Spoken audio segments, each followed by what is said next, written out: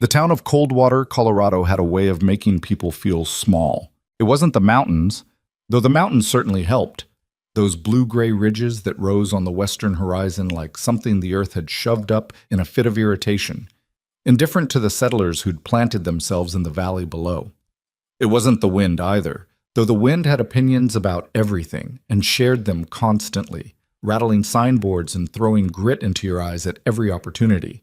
It was something harder to name, something in the way the land just kept going in every direction, past the edge of town and on into distance that had no interest in you whatsoever. Elena Reyes had felt it the moment the train pulled into the station 3 hours ago, that feeling of being too small for the space around her. She'd told herself it was excitement, nerves, the reasonable anxiety of a woman about to meet the man she'd agreed to marry after 4 months of correspondence and 2 photographs, neither of which had done much to reveal his character. She'd told herself the tightness in her chest was anticipation, and that the cold sweat on her palms was just the altitude, which was higher out here than she was used to, and that everything was going to be fine because she had made a reasonable, careful decision, and reasonable, careful decisions generally worked out. She'd been wrong about that last part. The platform had been half crowded when the train arrived. Ranchers waiting on supplies, a woman collecting a package, a couple of children running between legs while their mother called after them in a tired voice. Normal scenes, ordinary Tuesday afternoon. Elena had stepped down from the car with her trunk checked and her small bag in hand, smoothing the front of her best traveling dress. Navy blue wool fitted through the bodice, the nicest thing she owned, and scanning the faces for the one she recognized from those photographs. She'd spotted him near the end of the platform. Thomas Aldrich, 31 years old, rancher, widower, a man whose letters had been courteous and whose handwriting had a careful slope that she'd found oddly reassuring. He was taller than she'd imagined. Better looking, too, in the rough-hewn way of men who worked outside. Broad through the shoulders, square-jawed, with an unremarkable but not unpleasant face. He'd seen her at the same moment, and something had shifted in his expression, so quickly that someone not watching closely might have missed it. A kind of recalibration, like a man who has opened a door expecting one thing and found another. He'd recovered fast, arranging his face into something polite, and walked toward her with his hat in his hands, and they'd exchanged the clumsy introductions of strangers who have agreed to marry each other. "Miss Reyes."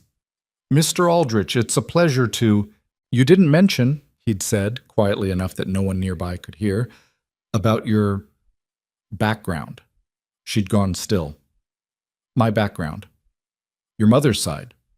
His eyes had done the thing she'd seen eyes do before, that quick inventory that wasn't about attraction, that was about something else entirely, something cold and categorizing. "You look— I had understood from your letters that you were—" "I told you I was from San Antonio," she'd said, keeping her voice very even. "I told you my mother's family had been in Texas for 3 generations. That's not—" He'd stopped, looked away. His jaw had worked for a moment like he was chewing on something he couldn't quite swallow. "I can't do this." 4 words. "I'm sorry," he'd added, which was the kind of apology that wasn't one. "I should have asked more specifically. This isn't— I can't bring someone like—" Another stop. Another jaw-working pause. "I have neighbors. I have a reputation in this community. I'm sorry, Miss Reyes. I think it would be better for both of us if we parted ways now rather than—" "Rather than what?" she'd said very quietly. He hadn't answered that. He'd just put his hat back on, nodded to her with the terrible courtesy of a man who had genuinely convinced himself he was being reasonable, and walked back down the platform and out of her life. She'd stood there for a moment, very still, with the wind pulling at her hair, and then she'd walked to the far end of the platform and sat down on a bench and put her bag on her lap and looked out at the mountains. That was 3 hours ago. The station agent had explained when she'd finally gone inside to ask that the next eastbound train didn't come through until 7 the following morning. He'd said it with the particular sympathy of someone who'd seen enough hard moments to recognize one when it walked through his door.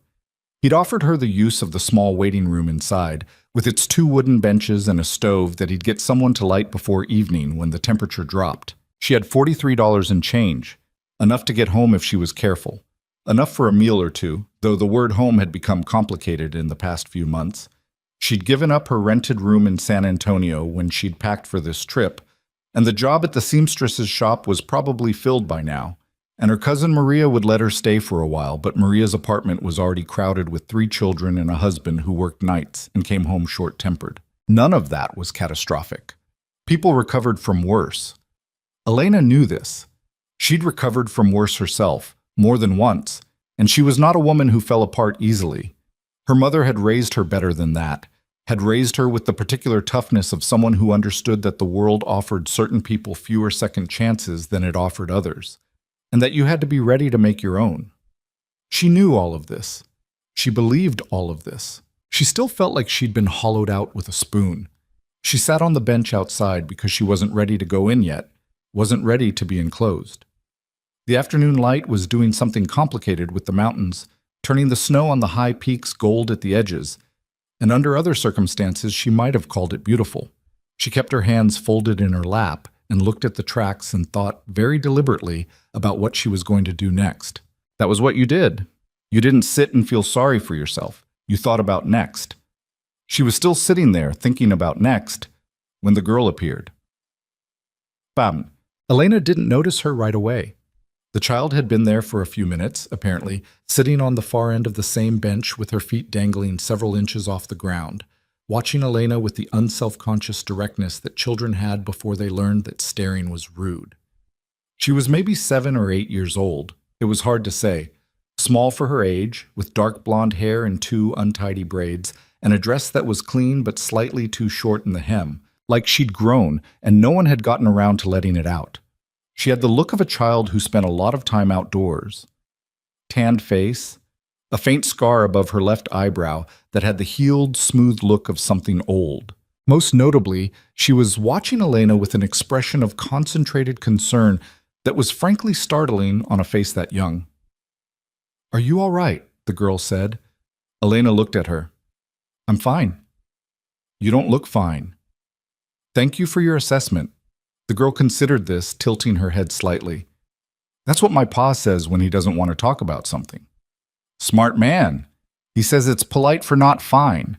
Elena looked at the girl for a moment, and despite everything, despite the hollowed-out feeling and the $43 and the fact that she had nowhere to be tomorrow and was sitting in a train station in a town she'd never planned to sleep in, she felt something shift slightly in her chest. Not relief exactly, just a small easing. "What's your name?" she said. "Maggie. Maggie Hale. What's yours?" "Elena Reyes." Maggie seemed to be running this name through some internal process. "That's pretty," she decided. "Where are you from?" "San Antonio, Texas." "I've never been to Texas." Maggie swung her feet a little. "Is it nice?" Parts of it are very hot." "Colorado's cold," Maggie offered. "Especially in winter. Papa says this winter was the hardest one we've had since Mama died." She said this last part without a change in tone, the matter-of-fact way children sometimes delivered catastrophic information, and Elena absorbed it carefully. "I'm sorry," she said. "About your mama." Maggie's feet kept swinging. "It was 2 years ago. I was 6. She paused. "I don't remember her very well anymore. I remember her smell, like biscuits and lavender. I remember she used to sing, but I can't remember her face very good now." She said it the way you'd say something you'd thought about a great deal. "That's the part that scares me, that I'll forget more." Elena didn't know what to say to that. She didn't try to say something helpful because there was nothing helpful to say. She just sat with it, the way the girl was sitting with it. "Are you waiting for someone?" Maggie asked, clearly deciding to move on from heavier territory. "I'm waiting for the train." "The eastbound doesn't come till morning." "I know." "Are you going home?" Elena opened her mouth to say yes, because yes was the simple answer and the only one that made sense. But the word stuck. "I'm figuring that out," she said instead. Maggie nodded, studying her. "Did something bad happen to you today?" The directness of children.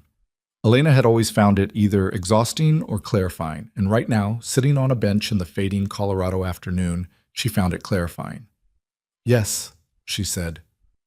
"Something bad happened today."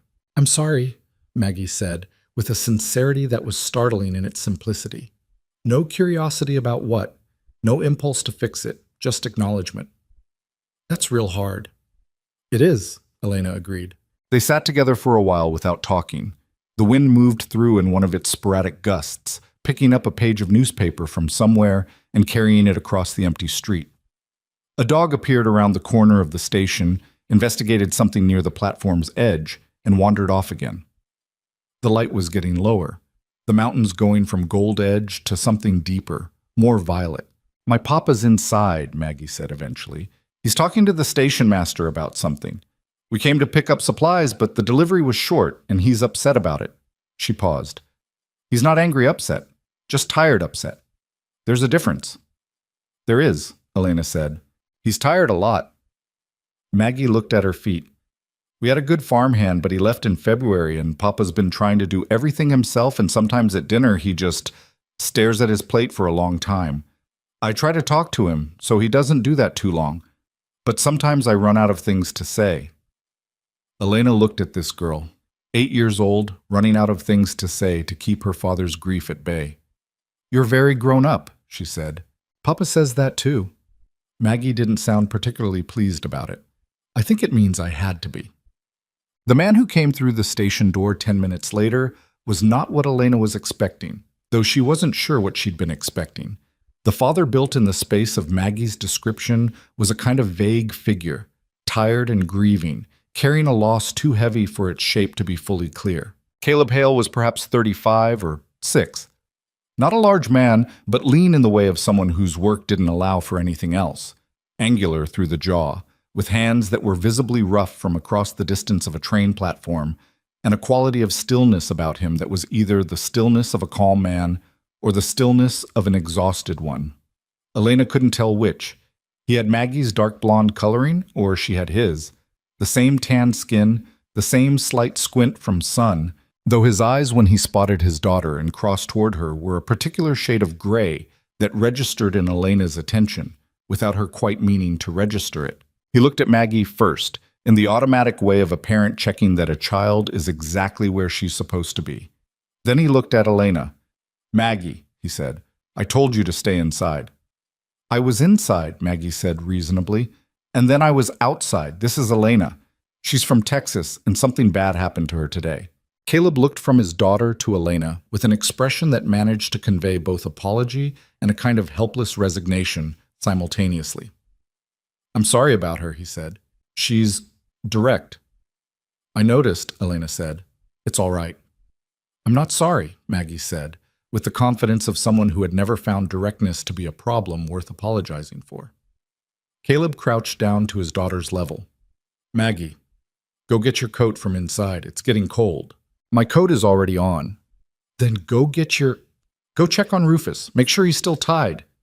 Maggie looked at him, then at Elena, then back at him, with an expression that suggested she understood exactly what was happening and approved of it. "Okay," she said, and hopped off the bench and went. Caleb straightened. For a moment he didn't say anything, and Elena had the distinct sense that he was deciding how to do this. Whether to say anything at all, whether it was any of his business, whether he was intruding. "Are you all right?" he said, and it was the same question Maggie had asked, but it landed differently coming from an adult with the weight of actually not knowing the answer. "I'm fine," she said, which was the same answer she'd given Maggie. "Right." He glanced in the direction his daughter had gone, then back at her. "Excuse her for saying she's perceptive, too perceptive sometimes. Her mother was the same." He paused. "I don't mean to pry." "You're not prying. Is there something you need? The hotel on Main is decent if you're staying the night. Mary Connell runs it, and she's a fair woman." He said it carefully, like he was offering without pushing. Elena looked at him. There was something in the way he delivered the information, no suggestion in it, no angle, that made her answer him honestly, or at least more honestly than she'd planned. "I have enough for the train," she said. "A room might be tight." He nodded, taking this in without making her feel the weight of it. "Are you waiting for someone?" "No." She paused. "I came here to meet someone. It didn't work out." Another nod.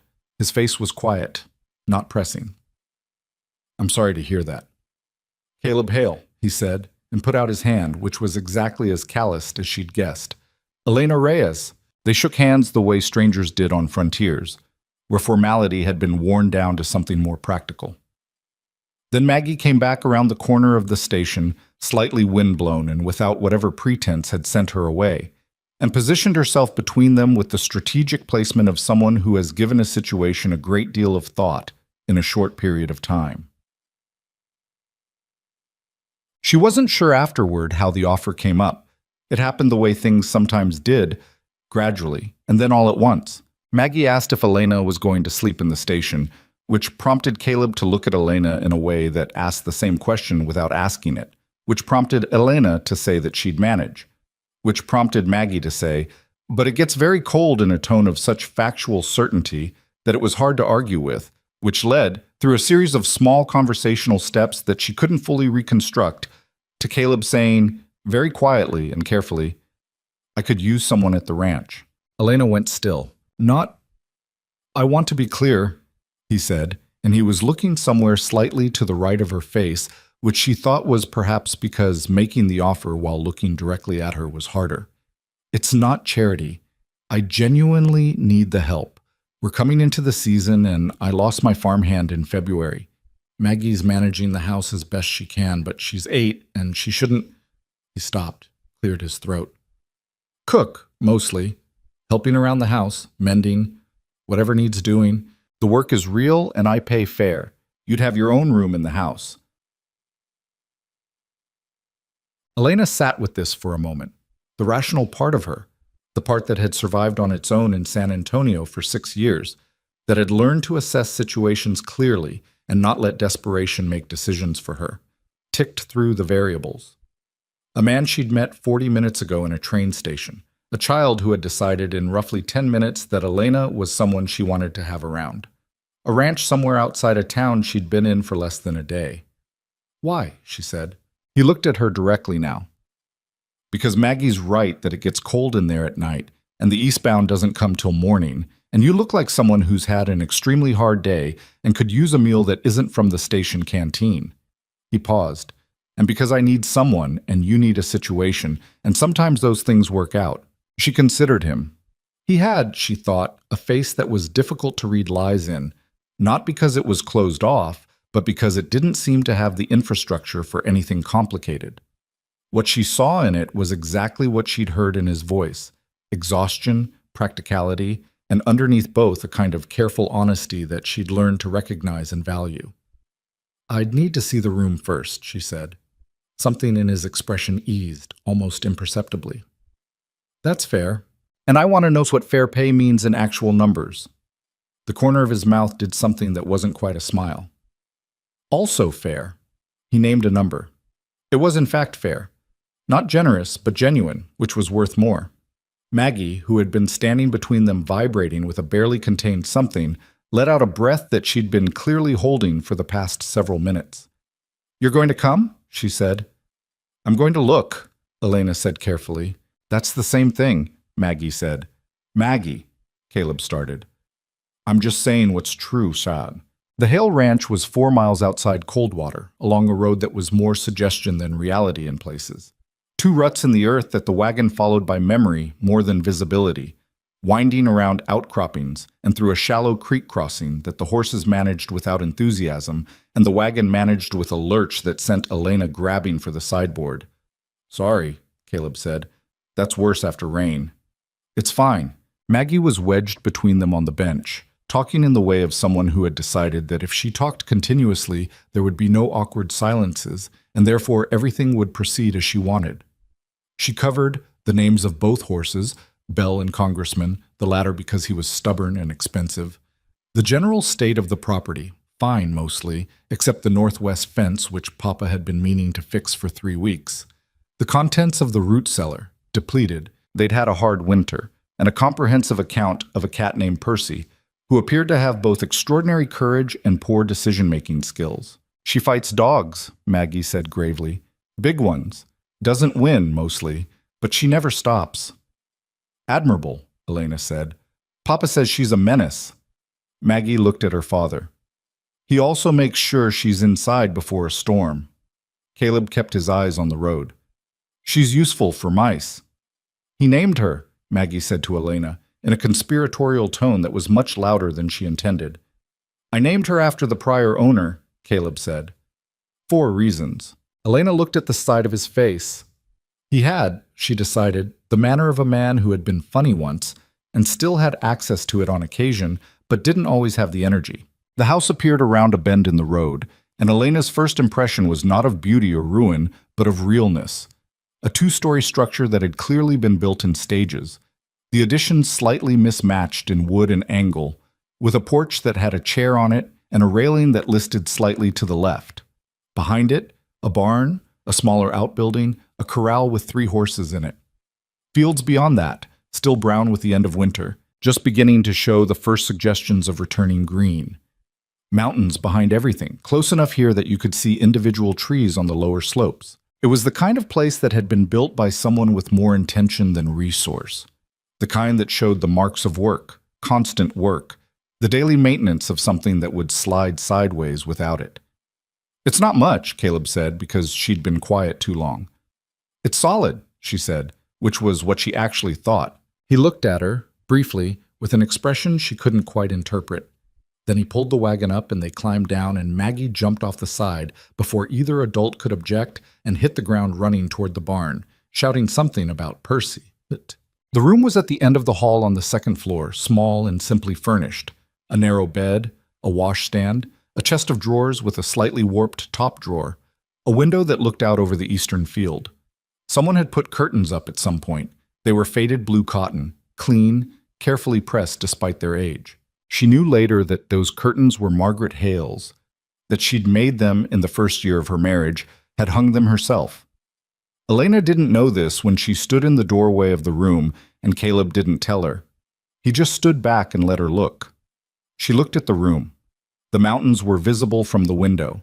The evening was turning the sky that particular deep blue that happened out here before full dark. "It's fine," she said. "There's a latch on the door," he said, which meant something, and both of them knew what it meant. "Thank you," she said. Dinner was beans and cornbread, simple and hot, which Elena ate at a kitchen table with the chip on one corner and a ring mark from a coffee cup that had been there so long it was probably structural. Maggie talked through most of the meal about her school, which she attended 3 days a week, and found tolerable except for arithmetic, which she found personally insulting. Caleb ate steadily and asked Maggie questions occasionally, in the way of a man who has learned to use his daughter's conversation as a kind of navigation through the difficult silence that meals had become since his wife died. After, Maggie insisted on showing Elena the cat, who turned out to be a gray tabby of indeterminate age with a torn ear and the self-possessed dignity of an animal who has never been defeated despite considerable evidence that she should have been. Percy allowed herself to be introduced, examined Elena with amber eyes that suggested she was reserving judgment, and then walked away. "She likes you," Maggie said. She walked away. "That's how she shows she's comfortable. If she didn't like you, she'd hiss." Elena considered this. Good to know. Caleb washed the dishes while Elena and Maggie sat at the table, and the domesticity of the scene struck Elena in a way she hadn't expected. The ordinary rhythm of it, the lamp lit against the full dark outside now, the sound of water and the quiet conversation of a child explaining the social dynamics of a barn cat. For a few minutes, she forgot about the platform and Thomas Aldrich and the $43 and the train in the morning. It came back when she climbed the stairs to the small room and sat on the edge of the narrow bed and looked at the faded blue curtains. She had a decision to make. The train in the morning was the sensible choice, the known path, the return to difficult but manageable reality. San Antonio, Maria's crowded apartment, finding a new room, finding a new job, reassembling the life she'd given up. She'd done it before. She could do it again.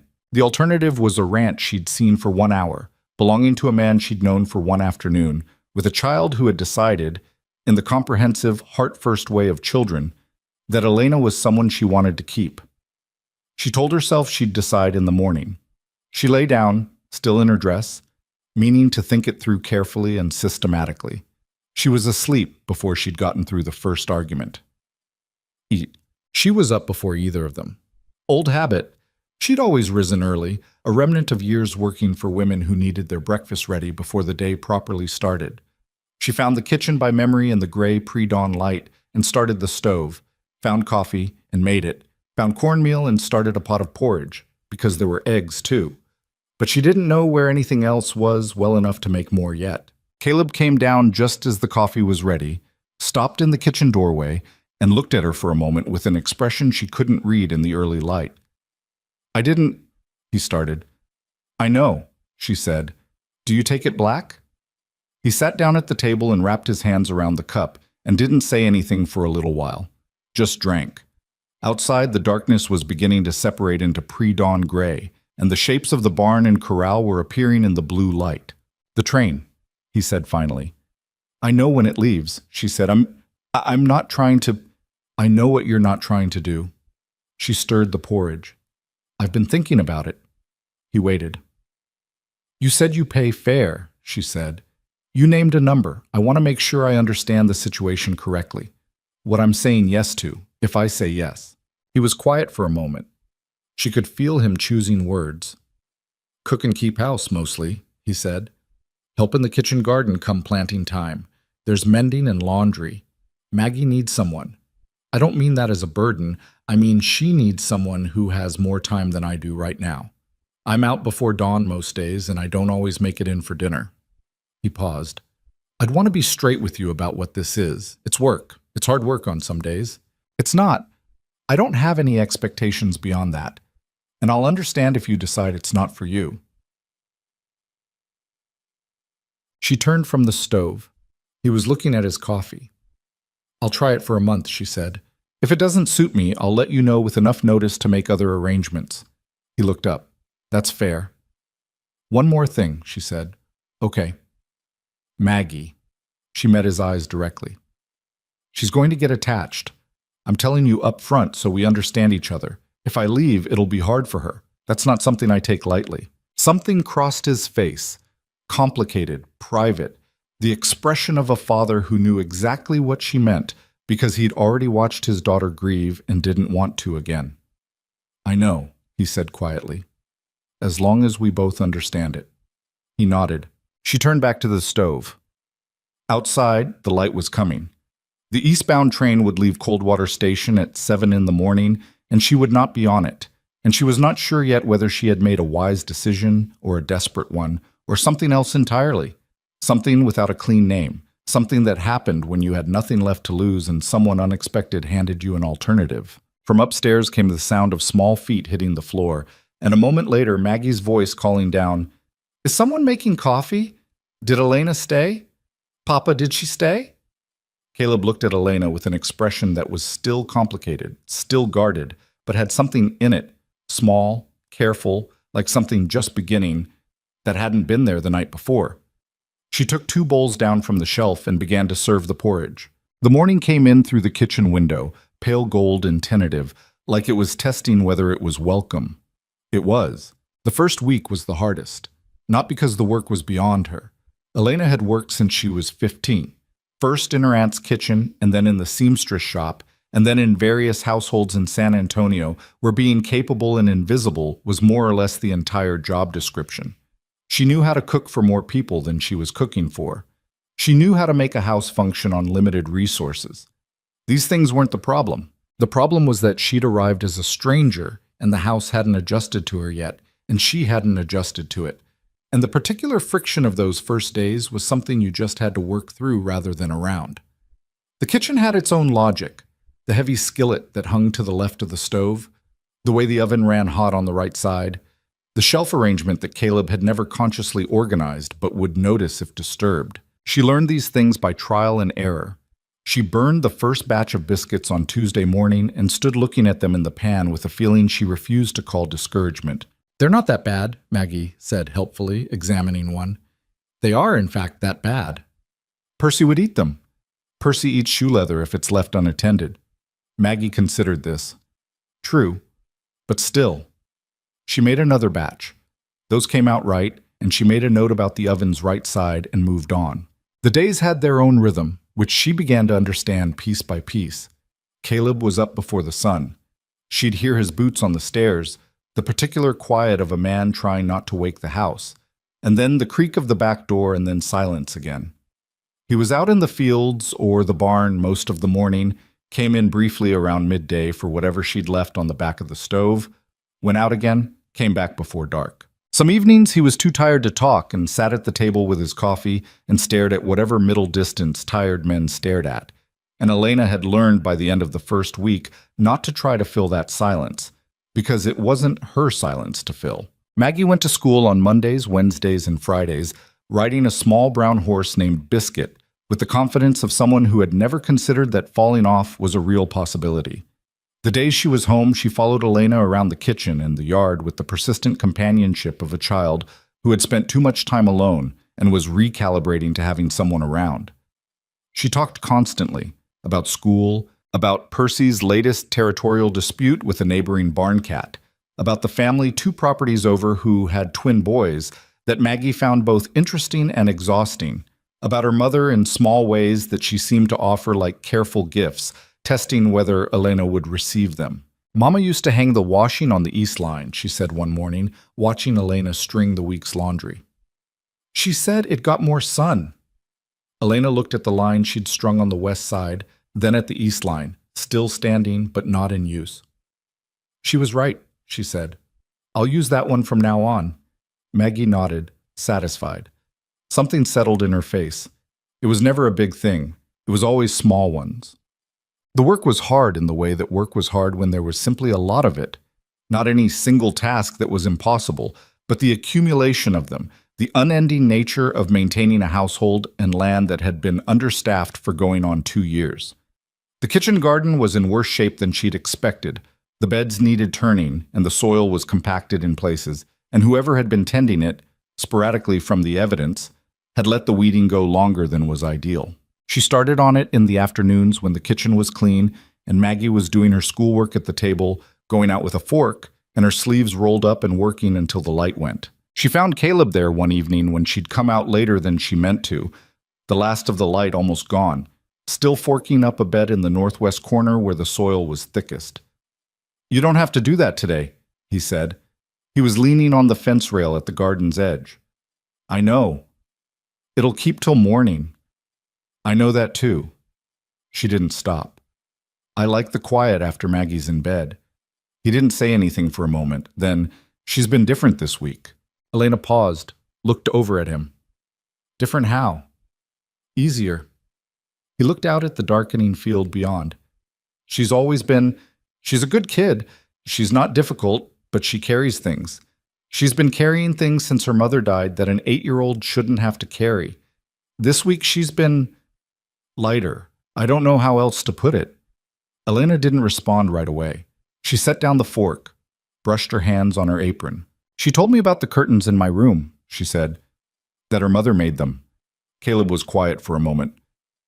She told you that. She wanted me to know, I think, where things came from. She paused. I told her they were beautiful, because they are.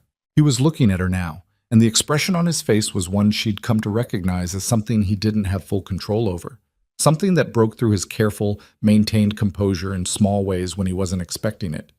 It wasn't grief exactly, or it wasn't only grief.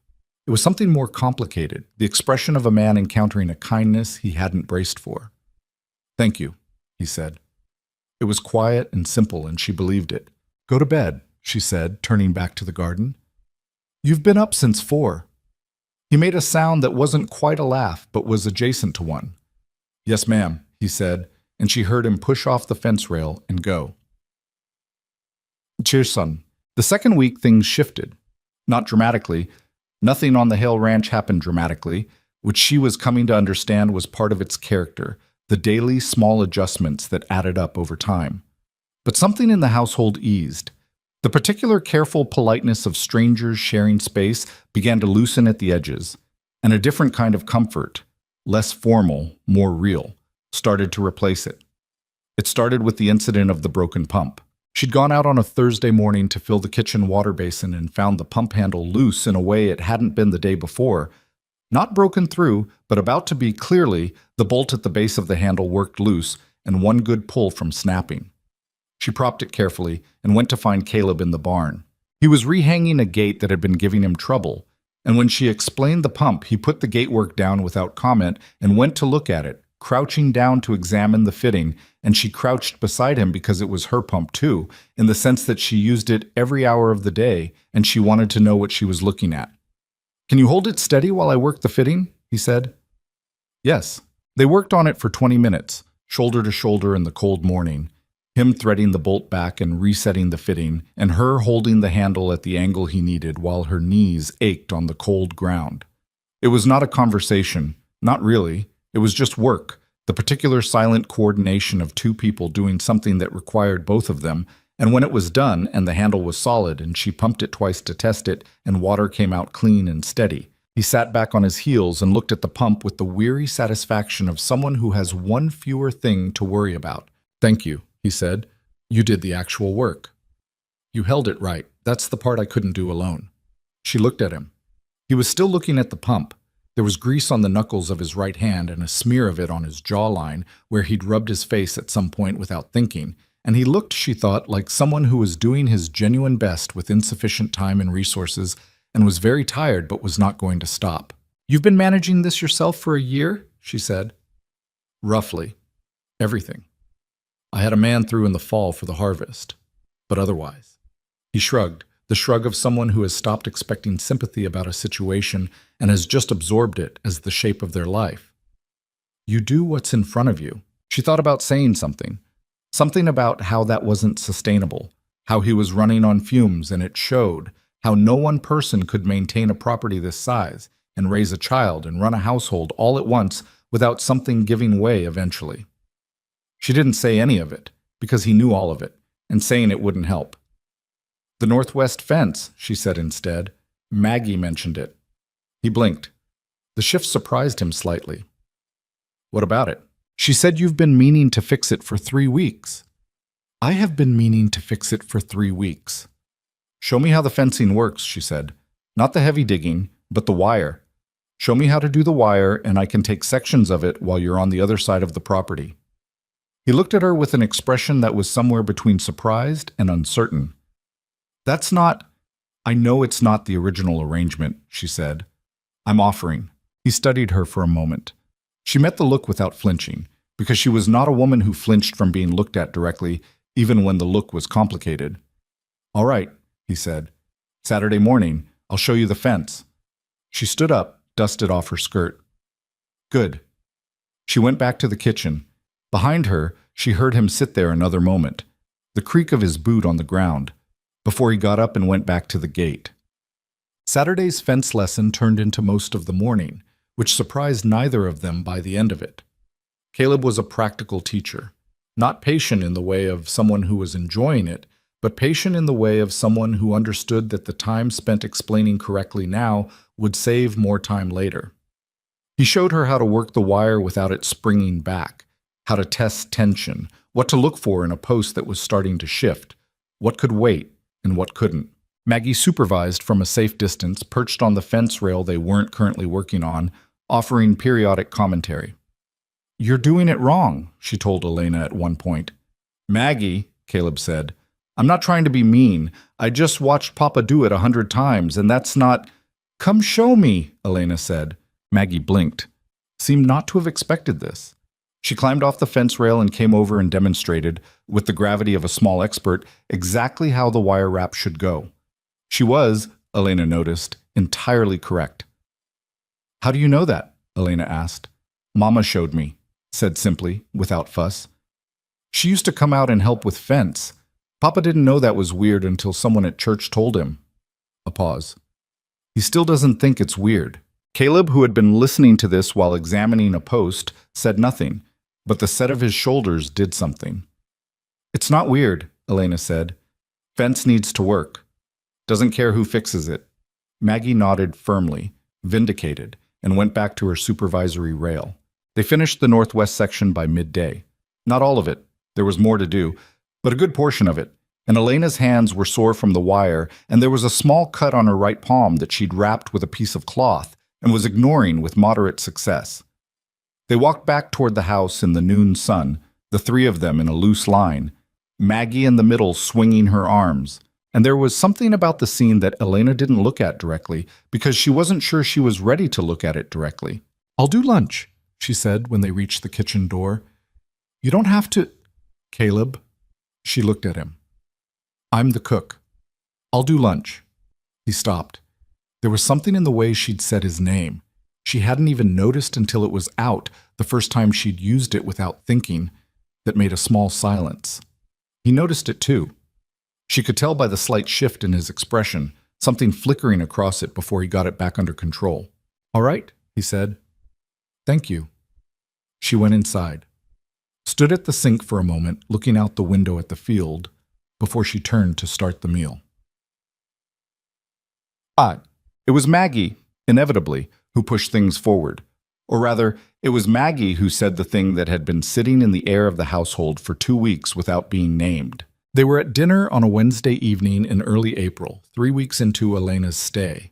Caleb had come in from the fields with mud on his boots that he'd managed to leave most of at the door, and Maggie had done her homework with only minor complaint, and Elena had made a stew that had turned out well despite her uncertainty about the spice situation in Caleb's pantry, which was organized according to principles she hadn't yet decoded. It was one of the evenings where the stove heat had made the kitchen genuinely warm and the lamp threw a good light, and Maggie was talking about something that had happened at school involving a spelling bee and a disputed word. It's definitely spelled with an E, Maggie insisted. I looked it up after. Mrs. Crawford was wrong, and I think she knows she was wrong, and that's why she changed the subject. You didn't tell her that, Caleb said, with the tone of a man who knew his daughter very well. I didn't tell her out loud. Maggie. I just thought it very clearly while looking at her. Elena had been eating and not quite laughing, which was its own kind of pleasure. The effort of keeping the laughter and being almost better than releasing it. She caught Caleb's eye across the table, briefly, and there was something there that she didn't examine. Just the shared, helpless amusement of two adults facing a child who was entirely too sure of herself, and also, usually, entirely right. Maggie ate several bites of stew in satisfied silence. Then, are you going to stay? The table went quiet. Not an uncomfortable quiet, just a pause. The kind that happened when a question landed with more weight than the person asking had maybe intended, or maybe more than they'd been willing to acknowledge they'd intended. Elena set down her spoon. What do you mean? You said a month, Maggie said. She was looking at her bowl rather than at Elena, which meant she'd been thinking about this for a while and had been waiting for the right moment. It's almost been 3 weeks. Are you going to stay after the month? Caleb opened his mouth, something careful and redirecting ready to come out. You don't have to, he started. It's okay, Elena said to him, and then to Maggie. I haven't decided yet. Maggie looked up. Her expression was doing several things at once. The particular complicated face of a child who is trying very hard not to show how much something matters. Why not? Because I said I'd try a month, and I'm not done with the month yet. But do you like it here? Elena looked at this girl, 8 years old, asking a question she'd probably been carrying for 2 weeks, in the plain-spoken way she had of putting the actual thing on the table instead of circling it. What she was really asking wasn't, do you like it here? What she was asking was, are you going to leave me too? And they both knew it. And Elena thought that the least she could do was honor the real question rather than the polite surface of it. I like it here, she said. And she meant it, which surprised her slightly even as she said it. She hadn't expected to mean it. She'd come here in desperation and had expected to tolerate it, to manage it, to make the best of a difficult situation and leave with her head up and enough saved to start something better elsewhere. She hadn't expected the kitchen's morning light, or the way the mountains looked from the upstairs window at dusk, or the sound of Maggie's feet on the stairs, or the particular quiet of working beside someone who didn't expect you to fill the silence. Then why wouldn't you stay? Maggie pressed. Maggie, Caleb said, and this time it was firm enough that she went quiet, though her eyes remained on Elena, open and waiting. He looked across the table. You don't have to answer that. I know. She picked up her spoon, thought for a moment about what was true and how much of it was worth saying. Staying somewhere isn't just about whether you like it, she said to Maggie, because the question had been Maggie's and deserved an honest answer. Sometimes it's about whether you belong there. And that's something you have to let yourself figure out over time. You can't rush it. Maggie absorbed this with the careful seriousness she brought to most things. But you think you might belong here. It was not a question, and Elena didn't answer it as one. She just ate her stew, and the kitchen held its warmth around the three of them, and outside the wind had gone quiet for once, and the lamp burned steady and even. Joe. The trouble with the neighboring property started on a Friday in mid-April, and it started, as trouble often did on the frontier, with water. Elena heard about it secondhand. Caleb came in for his midday meal with a jaw set in a way she'd learned to read as controlled anger, which was different from his usual tiredness. He ate standing at the counter rather than sitting, which was also unusual. She waited. Garrett's men, he said eventually, ran a ditch line through the lower quarter. She didn't know what that meant technically, but she understood the tone. Your lower quarter? The boundary's disputed technically, has been for 2 years. There's a surveyor's line that says one thing and Garrett's deed says another, and Garrett has a lawyer in Denver who keeps filing things. He set down the bowl. The ditch pulls water from the creek before it reaches my land. If it stays in, I lose half my irrigation come summer. She leaned against the counter. What are you going to do? Talk to him first, which I've done twice before and it hasn't gotten anywhere. He rubbed the back of his neck. Then probably a lawyer, which I can't afford. Or the county land office, which moves like it's underwater and may or may not do anything useful. Who is Garrett? Franklin Garrett owns the Clearwater operation, 2 sections north and east of mine. He's been buying up smaller properties around here for 3 years. Mine's the only holdout on the southwest edge. A pause, deliberate and flat. He made me an offer last fall. I said no. Elena looked at him. And since then? Since then, the boundary dispute has gotten more active, yes. He said it without inflection. She thought about this. A man who wanted the land, who had resources she didn't have to press the issue, who had already demonstrated willingness to use legal maneuvering and now possibly direct physical encroachment. None of it was good. She'd seen this pattern before, not on a ranch, but in San Antonio, in neighborhoods where someone with money decided they wanted something and started applying steady, grinding pressure until the smaller party couldn't hold on anymore. The men who ran the ditch, she said, did they know they were over the line? They knew. Then it wasn't an accident. No, he said, it was not an accident. He went back out after that, and she stood in the kitchen and thought about Garrett and property lines and the look on Caleb's face when he'd said he made me an offer, and I said no. The particular flat quality of it that was not passivity, but was instead the sound of someone who had already decided what they were not willing to give up and was trying to hold that line without the resources to hold it well. She'd cleaned the kitchen and was starting on the bread for dinner when Maggie came in from school, windblown and carrying the smell of cold air and horse. She dropped her bag on the bench by the door and came into the kitchen and stopped when she read Elena's face. What happened? Nothing you need to worry about today. Maggie sat down at the table. It's Garrett, isn't it? Elena looked at her. How do you know about Garrett?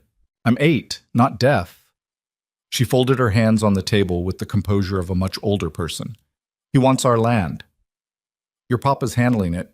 Papa's been handling it for 2 years and Garrett keeps doing more things. She said it plainly, without fear exactly. Or not just fear. There was anger in it too. A low, steady burn that was recognizable because Elena had felt the same fire in herself a long time ago when she'd first understood how certain systems worked and who they worked against. Mrs. Harrison at school, her family had a problem with a man like Garrett. In the end, they sold and moved to Kansas. This isn't the same situation. How do you know? Elena thought about how to answer that. She didn't have a good rational argument for it. It might, in fact, be exactly the same situation. What she had was stubbornness and the belief, imperfectly supported by evidence, that people who deserved to hold something sometimes did if they found the right kind of help. I don't know, she said honestly, but I know your father isn't going anywhere. Maggie looked at her for a long moment. Then, are you? The question landed in the same place the previous one had, and Elena recognized it for what it was. She turned back to the bread, punched it down with perhaps slightly more force than necessary. Start your schoolwork, she said.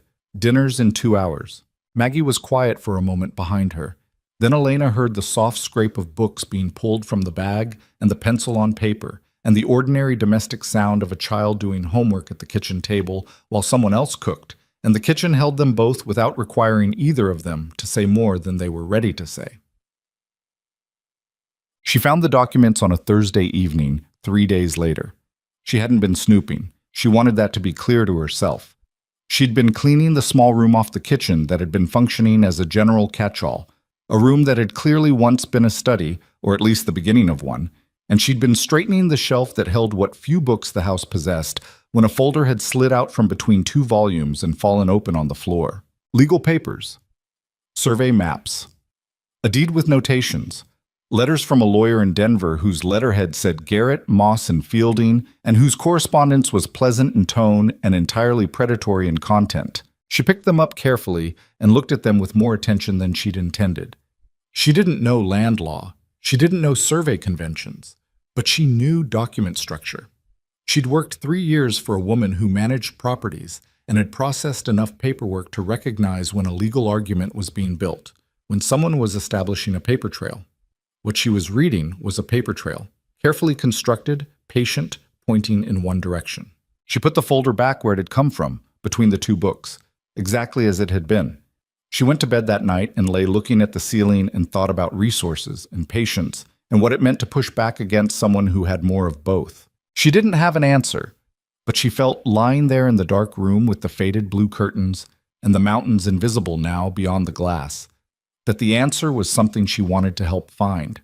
Not because it was her fight, not because anyone had asked her to take it up, but because she'd spent the last month in this house and had started to understand what Caleb Hale was trying to hold and why it mattered, and the idea of Garrett winning, of Maggie losing her home, of the east fence line and the kitchen garden, and Percy and the west field going to a man who already had more than enough, sat in her chest like a stone she couldn't shift. She was still there.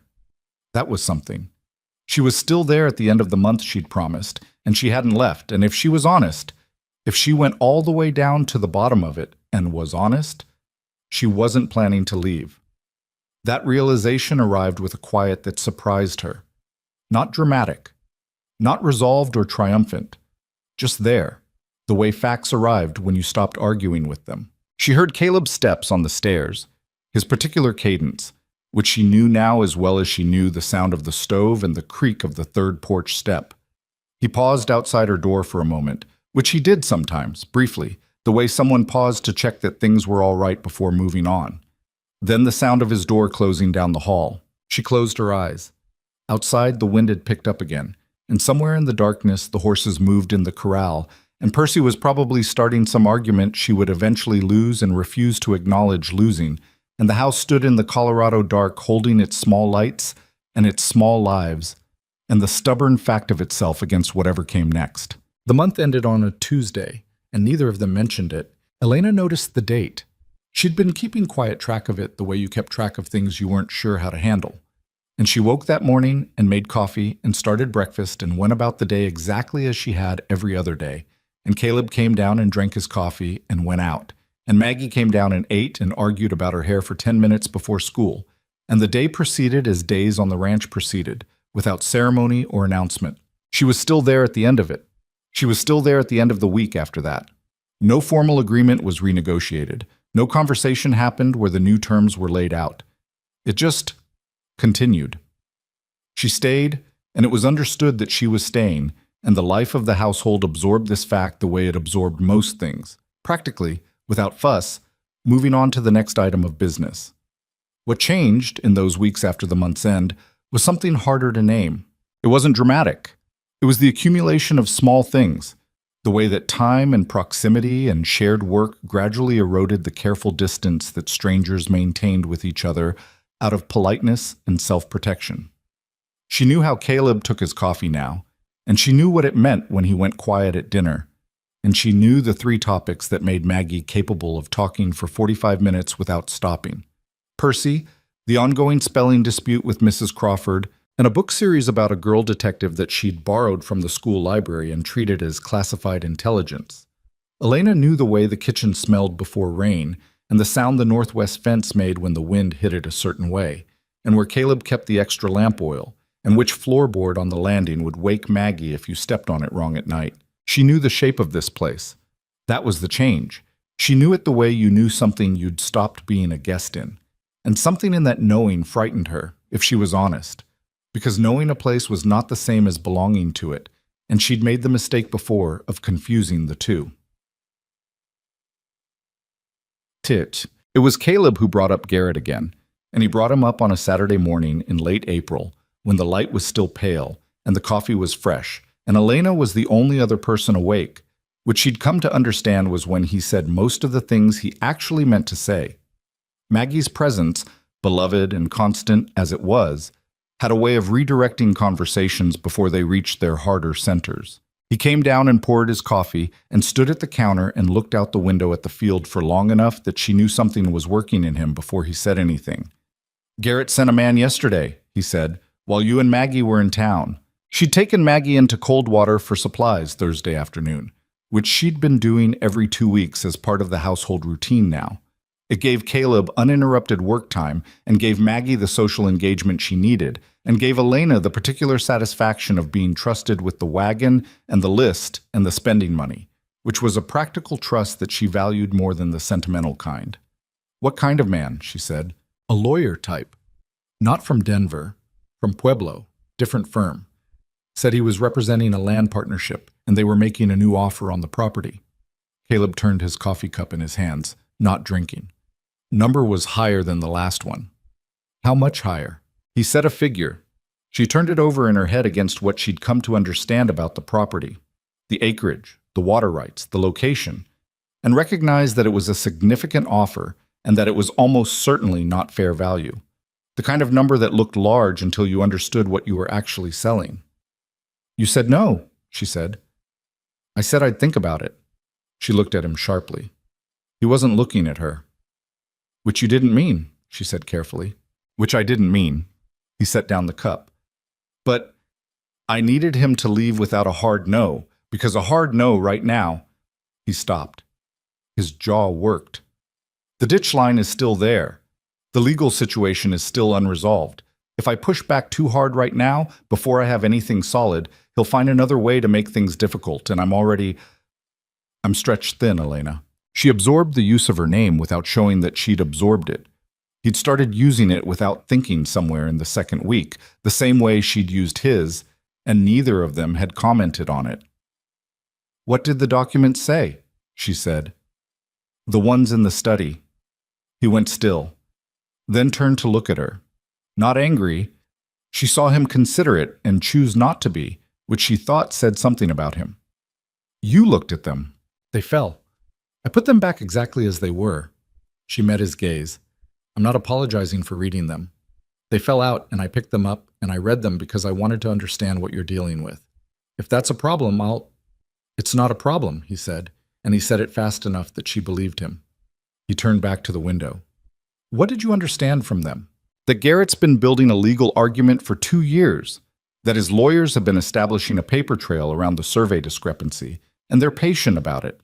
That the deed language is genuinely ambiguous in one section, and they know it, and they're betting you can't afford to fight it long term." She paused. "And that whoever handled the original survey might be worth talking to again." Caleb looked at her.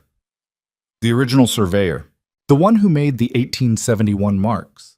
If he's still alive, his testimony about the original intent of the line is worth more than the document argument Garrett is building. Primary source versus paper interpretation." She felt him looking at her and added, "I worked for a woman who managed property transactions for 3 years. I know more about this than I should, probably." He was quiet for a moment. "James Whitmore," he said. "The surveyor. He's in Pueblo, I think, or was. That's worth finding out." He was still looking at her. She had the uncomfortable feeling of being seen, the particular exposure of having revealed a competence in a context where she hadn't meant to. It was not that she'd hidden it deliberately. She'd just never found the moment to mention it, or hadn't been sure it was useful, or hadn't been ready for the shift it might create in how he saw her. "Why didn't you say anything?" he said. "About the surveyor? About any of it? You've been here for—" He stopped, recalculating. 6 weeks. You've been watching this situation for 6 weeks and you didn't say anything. Because it's your land and your problem, and you didn't ask me. She looked at him steadily. "I wasn't going to push my way into something that wasn't my business." "But you think it is your business now." She considered the question honestly, because it deserved honesty. "I think," she said, "that I've been here long enough that watching it go wrong without saying something would bother me." The kitchen was very quiet. The early light had come up while they were talking, moving from that gray pre-dawn into the first actual gold of morning, and the room was beginning to show its colors. The warm wood of the table, the faded red of the curtain at the small side window, the pale walls. She'd replaced the cracked tile behind the stove last week with one she'd found in the shed that matched near enough that you had to notice the difference. Caleb looked at her for a long moment with the expression she'd come to know as his thinking face. Not blank, not closed, but genuinely working something through. "I'll write to Whitmore," he said. "Good." He picked up his cup again. "You should have said something sooner." "Probably," she agreed. "Is there anything else you've noticed that you haven't told me about?" She thought about it.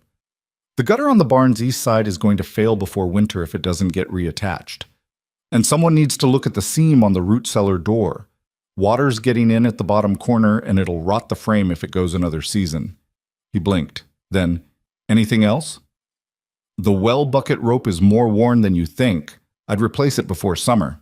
He stood there looking at her for a moment with an expression that she couldn't entirely decode, something between exasperated and something warmer. And then he picked up his hat from the peg by the door and went out without saying anything more, which she took as acknowledgement. She started on breakfast. It was Maggie who noticed first. Of course it was Maggie. They were in the kitchen garden on a warm afternoon in early May, Elena turning the remaining beds and Maggie allegedly helping but primarily conducting a monologue about the twin boys from the neighboring property who had apparently escalated whatever ongoing conflict they had with Maggie into a new phase involving her lunch pail. "They didn't take anything," Maggie clarified. "They just moved it. But they moved it knowing I'd spend 10 minutes looking for it and be late back from lunch, and Mrs. Crawford gives demerits for that. And I think they knew that specifically." "Did you tell Mrs. Crawford?" "Mrs. Crawford thinks I probably moved it myself and forgot, which I find insulting." "Did you tell her that?" "I thought it clearly at her." Elena worked the fork into the earth. The soil here was better than it had been. She'd been amending it for weeks, working in the compost she'd been maintaining since her third week on the property, and the change was visible in the texture and color of it. Things would actually grow here now. She'd put in the first seeds last week, tomatoes, beans, squash, and was watching every morning for the first signs.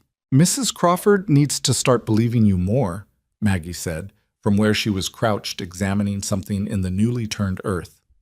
"She probably will when you stop thinking insulting things at her. She can't hear thoughts. She can read faces." Maggie considered this. "Papa says I have a talking face." "He's right. He says you do too." She said it casually, in the way she sometimes dropped significant information into conversations she'd been building up to.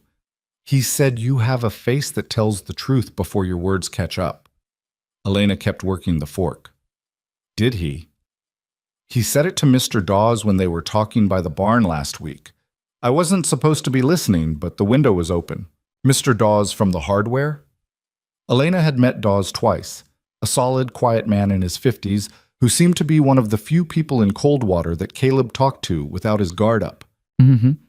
Mr. Dawes asked how things were going at the house, and Papa said better than he'd expected. Maggie paused, giving this a moment. "He said you were good with the land and good with me, and that you had a face that told the truth." Another pause, more deliberate.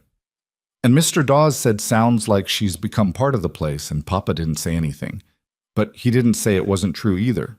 Elena straightened, looked at the mountains, because looking at the mountains required no response to what had just been said. "Maggie," she said finally, "I'm just telling you what I heard." "I know what you're doing." Maggie rocked back on her heels, unrepentant. "What am I doing?" Elena looked at her. This girl, who had lost her mother at 6 and had spent 2 years carrying things too heavy for her, who had climbed onto a bench at a train station and decided in 10 minutes that a stranger's sadness was worth paying attention to, who had talked her father into offering work to a woman he didn't know, who had been, in ways both subtle and transparent, maneuvering the situation along a track she'd decided on weeks ago. "You're trying to tell me something without saying it directly," Elena said. "Maybe." Maggie picked up a clump of amended soil and examined it with great interest. "Is it working?" Elena looked back at the mountains. "Go wash up. Dinner's in an hour." Maggie stood, brushed off her knees, and headed toward the house with a satisfied air of someone who felt the conversation had gone well. The thing that happened in the second week of May was not what Elena expected, and she would think about it afterward in the way you thought about the moments that shifted things.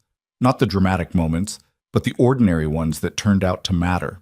Caleb had been in Coldwater for most of the day dealing with the county land office, which was the government entity responsible for the area's survey records, and which moved, as he'd noted before, like it was underwater. He'd ridden out after breakfast and wasn't expected back until late afternoon. Elena had been doing the laundry, then the garden, then started on dinner, moving through the afternoon in the quiet routine of a day without enough people in it. Maggie was at school. The house was empty in a way she'd stopped noticing was empty, which was its own small revelation. That she'd stopped experiencing the house's silence as absence and started experiencing it as just the house's afternoon character. She heard the wagon before she saw it coming up the road faster than usual. She went to the window. It was Caleb, but not coming from the direction of town. He was coming from the north, which was the direction of Garrett's property, and he was driving with the particular tight-shouldered posture of a man containing something he'd prefer not to contain. She had water heated by the time he came through the back door, and she set a cup of coffee on the counter without saying anything and waited. He took the coffee and stood and drank half of it before he spoke. They've started work on the ditch again. New section, further along. On land that is clearly mine, not the disputed quarter, clearly mine, with no legitimate claim from their side. His voice was even. The evenness was the tell. She'd noticed that about him months ago now, that the more controlled his voice was, the harder something was sitting with him. "Are there witnesses?" she said. Dawes saw it. He was passing the north road and saw Garrett's men working and thought it looked wrong and came to find me at the land office. He set down the cup. If they're moving on to undisputed land, it changes the legal situation. That's not boundary ambiguity anymore. That's encroachment, possibly trespass. Does your lawyer know? I don't have a lawyer. Flat. I have correspondence with a man in Denver who told me what I couldn't afford and then stopped corresponding. She stood across the kitchen from him and thought, not about what to say. She had several things she could say, and most of them were either obvious or premature. She thought about what would actually help, right now, this afternoon. "Sit down," she said. "I don't need to—" "Caleb, sit down." He sat. She refilled his cup and leaned against the counter and looked at him. He looked back. His face had the quality it got when he was running on insufficient sleep and too much worry. Drawn at the corners, the gray eyes flatter than usual, the jaw that held things it wouldn't put down. "Tell me what you know about Garrett," she said. "Not the legal situation. The man." He looked at her. "Why?" "Because legal situations are run by men, and men have histories, and histories have weak points." She folded her arms. "Where did he come from? How long has he been in the area? Who does he owe money to? Who owes him? What does he want that isn't your land specifically?" Caleb was quiet for a moment. She could see him deciding whether to do this, whether to open up the larger picture or keep things in the narrow channel of what he'd told her already. "He came from Kansas," he said, 7 years ago, made money in grain brokering, then came out here and started buying land. He's got backing from somewhere. There's more capital in his operation than the land itself justifies. There are people in town who benefit from his presence, suppliers, the hotel he partly owns." A pause. "He's careful. He doesn't make enemies openly. He's making one now. He doesn't see it that way. He sees it as business. In his view, I'm a small property holder in the way of a reasonable expansion, and I'll eventually get tired enough to sell. He's just speeding that along. What does he want beyond the land?" Caleb looked at her with a slight shift in his expression, like she'd asked the question he hadn't gotten to yet. "Water rights," he said slowly. "There's talk that the county is planning a larger irrigation project in the next 10 years. The properties with established water rights on the north-south creek will be worth considerably more than they are now when that happens. Whoever owns the southwest corridor, which includes my land and 3 others, controls the creek access for the whole southern section. So this isn't just about your property." "It never was." She turned this over. "The other 3 properties. The Hannigan farm and the Morrison place have already sold. The third is the Beale widow, Martha Beale. She's holding, but she's 63 and alone, and she won't hold forever if the pressure keeps up. Elena stood there for a moment with the pieces of it. The shape of what Garrett was doing was clear now. Patient, systematic, acquiring pieces of a larger puzzle one at a time. Caleb's land wasn't the last piece, but it was a significant one, and without it, the water rights picture was incomplete. "You need to talk to Martha Beale," she said. He blinked. "Why?" "Because you're not alone in this. You're dealing with it like you're alone in it, and you're not. She's facing the same pressure, and if you're both going to hold, it's easier to hold together than separately." She met his eyes. "And you need to talk to someone in the county about that irrigation project. If there's a public record of the county's plans, that changes the public value of the water rights and changes the legal framing of what Garrett is doing." He was looking at her with that expression again, the one she couldn't entirely decode. "You've been thinking about this," he said, "since I read the documents. That was 3 weeks ago." "I know when it was." He was quiet for a long moment. The afternoon light had come fully into the kitchen now, the warmest part of the day, falling across the table and the floor in the particular golden way it had in May, when the angle was right. Outside she could hear bells shifting in the corral, and somewhere in the distance a hawk called once and went silent. "Why are you doing this?" he said. It was quiet and direct and not accusatory. Just a genuine question, the kind he asked rarely and meant fully. She thought about how to answer it honestly. "Because I don't want him to take it," she said. "This place." She looked around the kitchen, the table with its chip, the stove, the shelf she'd reorganized, the window she looked out every morning. "I don't want him to take it." He looked at her. Something in his face had shifted, not dramatically, not with any kind of announcement. Just the subtle realignment of a man who is looking at something he's been not quite looking at for a while, finally letting himself see it. "Neither do I," he said. Maggie came home from school that afternoon with her lunch pail deliberately left at school as a tactical maneuver against the twins, which required a 20-minute conversation about strategy versus escalation, during which she ate 2 biscuits and reorganized her position approximately 4 times. Caleb sat through most of it with the look of a man who had dealt with one enormous thing and was now dealing with a much smaller thing, and found the smaller thing, paradoxically, somewhat restorative. After dinner, when Maggie had gone upstairs, Caleb stayed at the table with his coffee, and Elena stayed in the kitchen, and the evening had the particular quality their evenings sometimes had. Not the silence of strangers, and not the silence of people who had nothing to say, but the silence of people who were comfortable enough to not need to fill it. "I'll write out to Martha Beale's next week," he said, into the quiet. "I'll write down what I know about the surveyor situation in case it's useful to her." He looked up. She was wiping down the counter, not looking at him. "You'd do that." "I already am in my head." She rinsed out the cloth. "It makes sense to put it on paper." She could feel him watching her. It was not uncomfortable. It had stopped being uncomfortable sometime in the 2nd month, and she'd noticed the change and not been sure what to do about it. So she'd done what she generally did with things she didn't know what to do about, which was work and wait and not push on it before she was ready. "Elena." He said it quietly, and she turned. He was looking at her with an expression that she'd seen in pieces before, but not all at once. The careful, honest face of a man who has decided to say the thing instead of continuing to not say it. He looked, she thought, like it cost him something, not in a bad way. In the way of someone paying for something they'd been wanting for a while. "I want you to know," he said, "that I understand you have your own life, your own plans. Whatever they were before—" He stopped. Tried again. I'm not asking you for anything. I want to be clear about that. What I'm saying is that whatever you decide about staying or going, it won't be because you haven't been valued here. By me. By Maggie, obviously." His jaw worked slightly. "This household is better because you're in it. That's just the truth." She looked at him across the kitchen. He was not looking away from her, which she knew was costing him. He was a man who managed difficult things more easily from behind movement or work, and sitting still and saying this was its own kind of effort. "Thank you," she said, because it was true and because she meant it, and because sometimes the right response was the simple one. He nodded, drank his coffee. She turned back to the counter. Her hands were very steady, which surprised her slightly, because what was happening in her chest was not precisely steady. "Caleb," she said, still facing the counter. "Yeah. I'm not going anywhere." The silence that followed was the kind that holds more than words could, the kind that doesn't need to be filled or explained.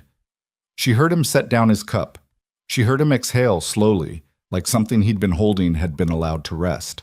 "Okay," he said, simple and quiet and meaning several things at once. She finished in the kitchen and went upstairs, and on the landing she stopped for a moment outside Maggie's door. She could hear, faintly, the sound of Maggie reading aloud to herself, the girl detective book. From the cadence of it, some scene of particular excitement. Maggie always read aloud when the story was too good to stay in her head. She stood there a moment listening to the muffled words, the small, enthusiastic voice working through the plot. Then she went to her room and sat on the edge of the narrow bed with the faded blue curtains and looked at the dark square of the window. The stars were visible tonight, which happened when the sky was fully clear and the air was dry. The whole enormous sweep of them, more than she'd ever seen in San Antonio, the kind of sky that reminded you that the world was larger than your immediate trouble. She sat there for a while, looking at the dark mountains against the darker sky, and thought about the month she'd come to stay for and the months she'd stayed beyond it, and the woman who'd sat on a bench at a train station in the worst afternoon of her life and somehow ended up here. She didn't have a word for what this was yet. She'd stopped expecting to have words for everything on schedule. Some things you had to let take their time, but she was here. She wasn't leaving.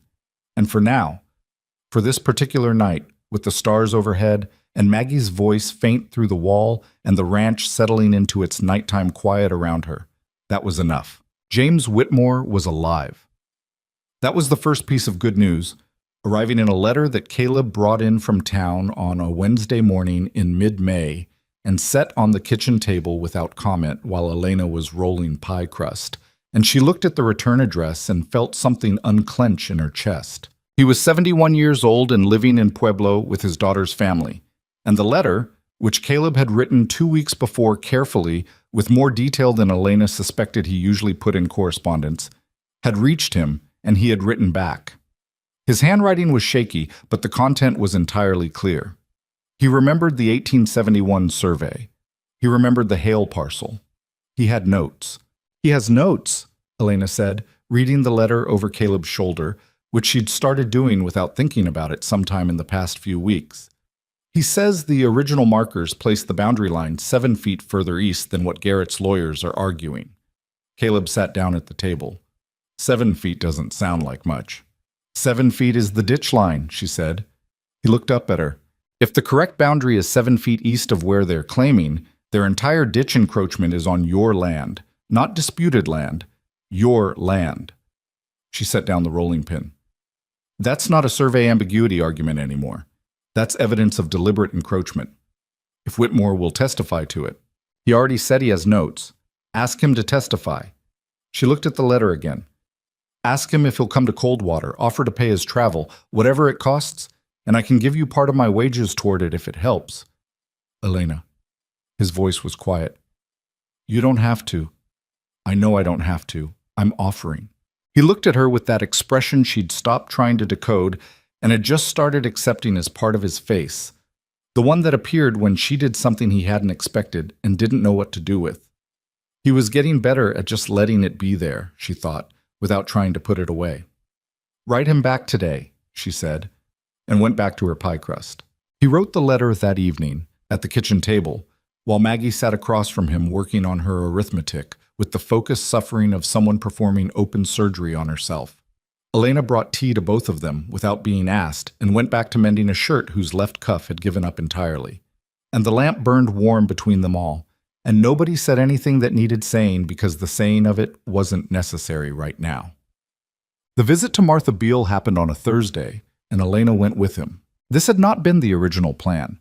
The original plan had been Caleb riding out alone, but on Wednesday evening he'd mentioned, very casually, that he could use someone who was good at reading situations, and Elena had said she'd come, and Maggie had said she wanted to come too.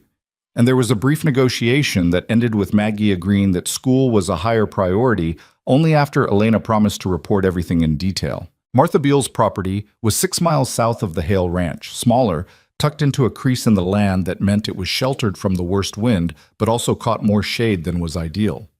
The farmhouse was neat and slightly worn, the way properties got when one person was doing the work of two, and Martha Beale herself came to the door before they'd finished hitching the wagon, which meant she'd been watching for company. She was 63 and looked it, not badly, but honestly, with the particular weathered quality of a woman who had lived outside for decades. She had sharp brown eyes that evaluated Elena in about 4 seconds, and then apparently decided something, because she said, "Come in, both of you," before Caleb had finished his introduction.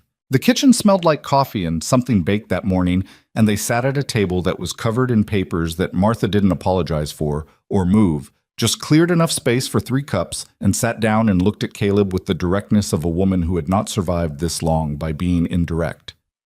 "You're here about Garrett," she said. "Yes," he said. "I figured you'd come sooner or later." She poured the coffee herself, not asking if they wanted it.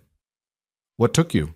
"Stubbornness," he said, which was honest enough that her expression shifted toward something like approval. "I've had 2 visits from his people in the last month," she said. "The offer went up the second time. Not enough to make it worth taking, but enough to tell me he's getting impatient." She wrapped her hands around her cup. "I'm not selling. I want to be clear about that. I haven't decided to sell." "We're not here to convince you either way," Elena said, and both Caleb and Martha looked at her. "We're here because you're dealing with the same pressure we are, and it's probably smarter to deal with it knowing what the other person knows." Martha studied her. "You work for Caleb."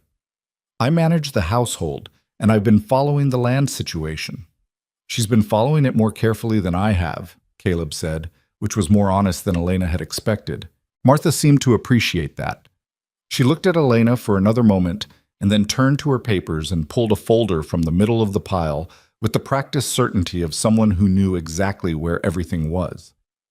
"Garrett's men came through my south fence line in March. Didn't touch anything, just walked it, like they were measuring." She pushed the folder toward them. "I wrote down the dates and what I saw. I've been keeping a record." Elena opened the folder. Dates, times, descriptions, careful, specific, consistent. "This is good," she said. "This is very good." "I kept records when my husband was dealing with a water dispute 15 years ago," Martha said. "Turned out the records were the only thing that mattered." "We found the original surveyor," Caleb said. "He's in Pueblo. He has notes from 1871 that place the boundary line 7 feet east of what Garrett is claiming." Martha set down her cup. 7 feet. "His entire ditch encroachment is inside the corrected line." Martha was quiet for a moment, the quiet of someone recalculating. "That changes things." "It changes the legal argument, yes.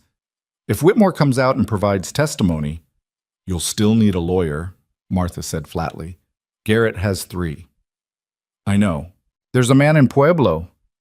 She got up and went to a different shelf and came back with a piece of paper, already written on, like she'd been holding it ready. "Ira Cobb. He's not flashy, but he's dealt with land consolidation cases before. He beat a similar case 2 years ago in Mesa County. He's not free, but he's not as expensive as the Denver lawyers, and he knows the Colorado land statutes." She slid the paper across. Caleb looked at it, then at her. "How do you know about him?" "Because I've been preparing for this conversation for 3 months, Martha said, without heat. "I just needed someone to come have it with me." They sat there for a moment, the 3 of them, around the kitchen table with the coffee and the papers, and Elena felt the shift in the room, the particular change in atmosphere when a problem that's been carried alone becomes shared, when the shape of it reveals that 2 people have been walking toward each other through the same difficulty without knowing it. "I'd like to share the cost of the lawyer," Martha said, "and the surveyor's travel. If this is about both of our properties, it's fair to split what it costs." "That's fair," Caleb said. "There's one more thing." Martha looked at Elena directly. "You have a way with documents, apparently. Some experience with them." "Ira Cobb is going to need everything organized before he can do anything useful. Letters, dates, survey documents, the deed language, records of Garrett's visits and encroachments." She gestured at her own folder. "I have mine. If you have yours and someone to put it together in a way that makes sense—" "I can do that," Elena said. "How long?" Elena thought about the documents she'd already been thinking about for weeks, the pieces she'd been organizing in her head. "A week, maybe less." Martha nodded. Something in her face settled.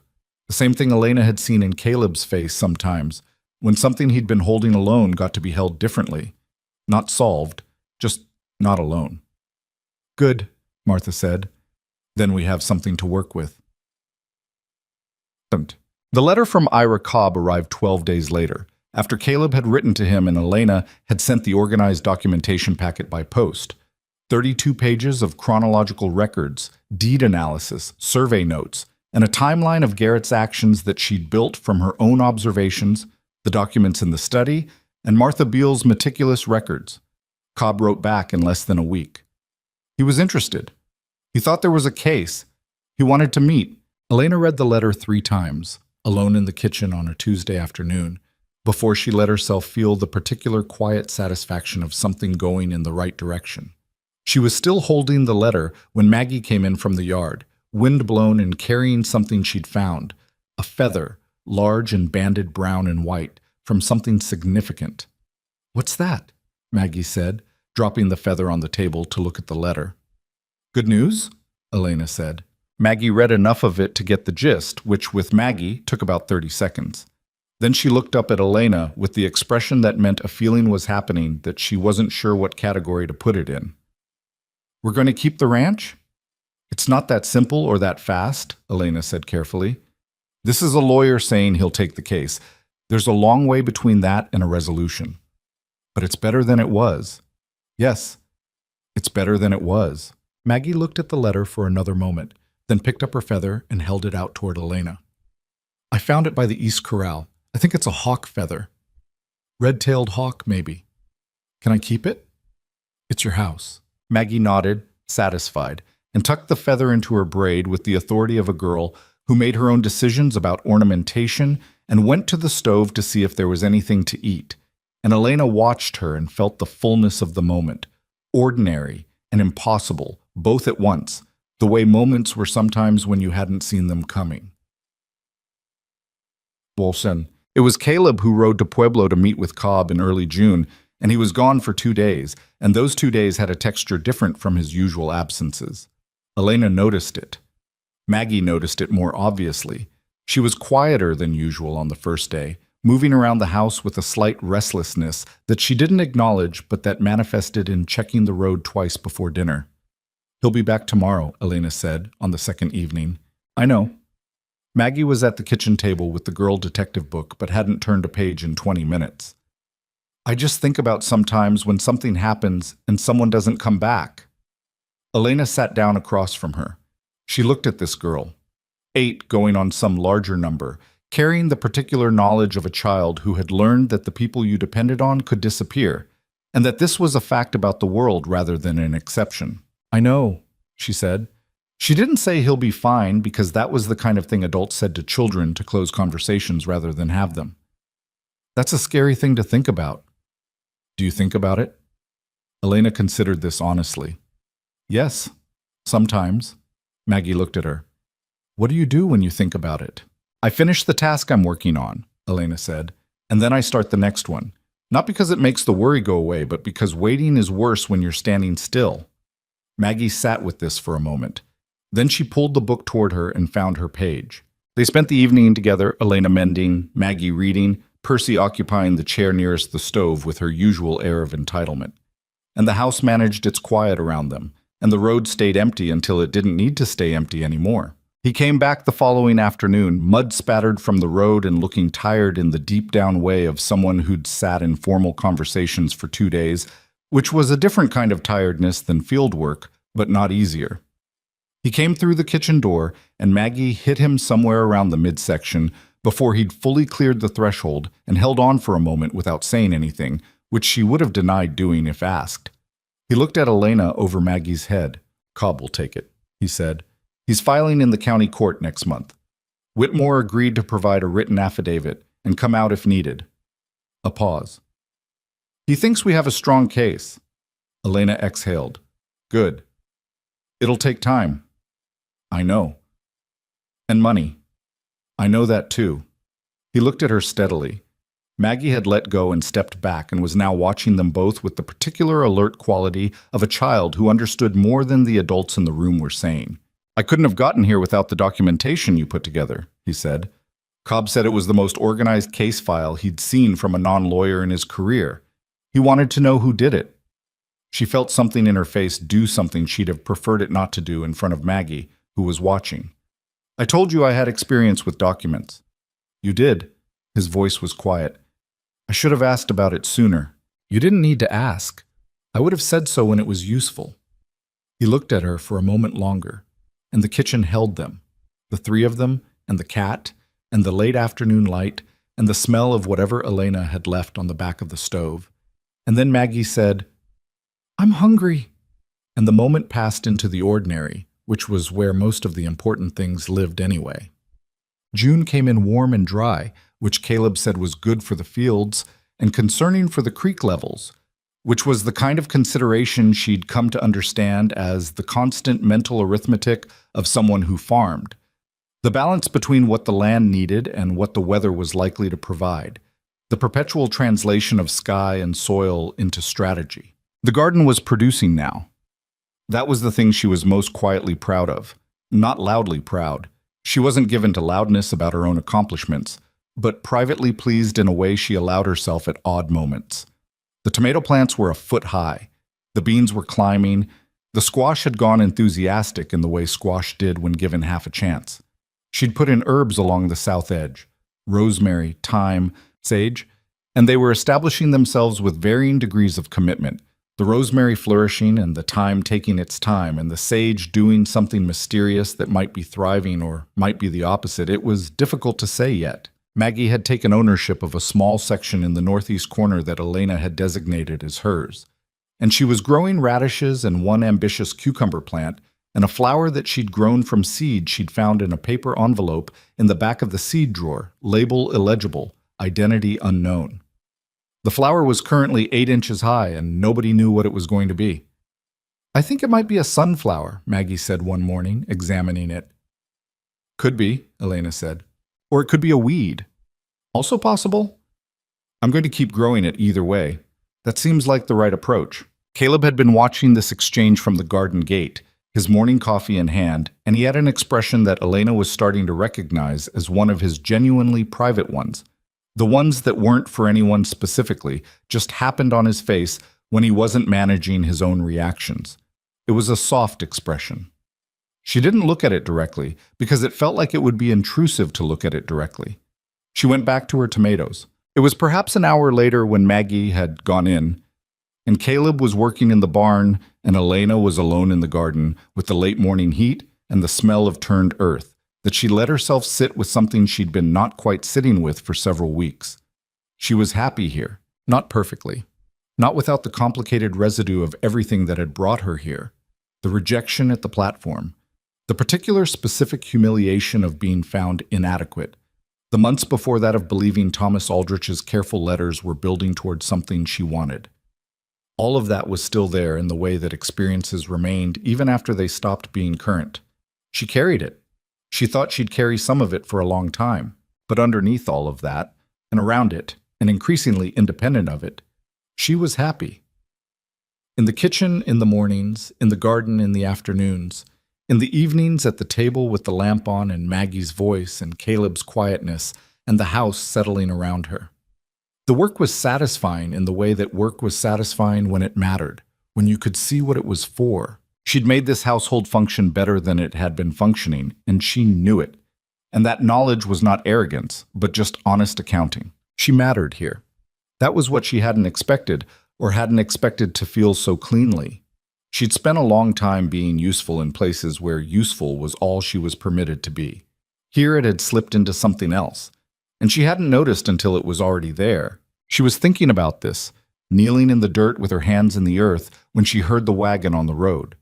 She looked up, and her stomach did a specific thing it only did in one specific circumstance, which was when it was not Caleb's wagon.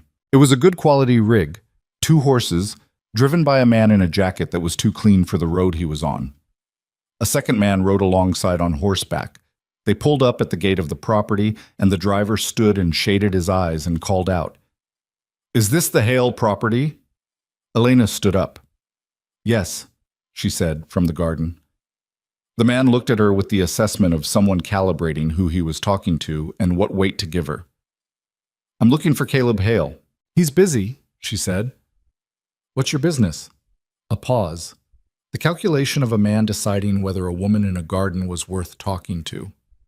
We're representing a business interest with an offer for the owner. He's heard the offer, she said. He's not interested. This is a new offer. Smooth, practiced. I think Mr. Hale would want to hear it himself. Mr. Hale has a lawyer in Pueblo, she said. If you have new information relevant to the land matter, you can contact Ira Cobb. Another pause, longer this time. The man on horseback said something low to the driver. And who are you? I manage this household, she said. And then, with the clear, deliberate certainty of someone who had decided this in the garden 30 minutes ago and not known it until now, I'm Elena Hale. The words came out without performance, without announcement, just as a fact stated plainly. And they surprised her and did not surprise her, and she held them in the air between herself and the men at the gate and let them stand. The driver looked at her for a long moment. Then he sat back down and said something to the other man she couldn't hear, and they turned around and drove back down the road. She stood in the garden and watched them go. Then she went back to her tomatoes. She didn't tell Caleb what she'd said to the men at the gate.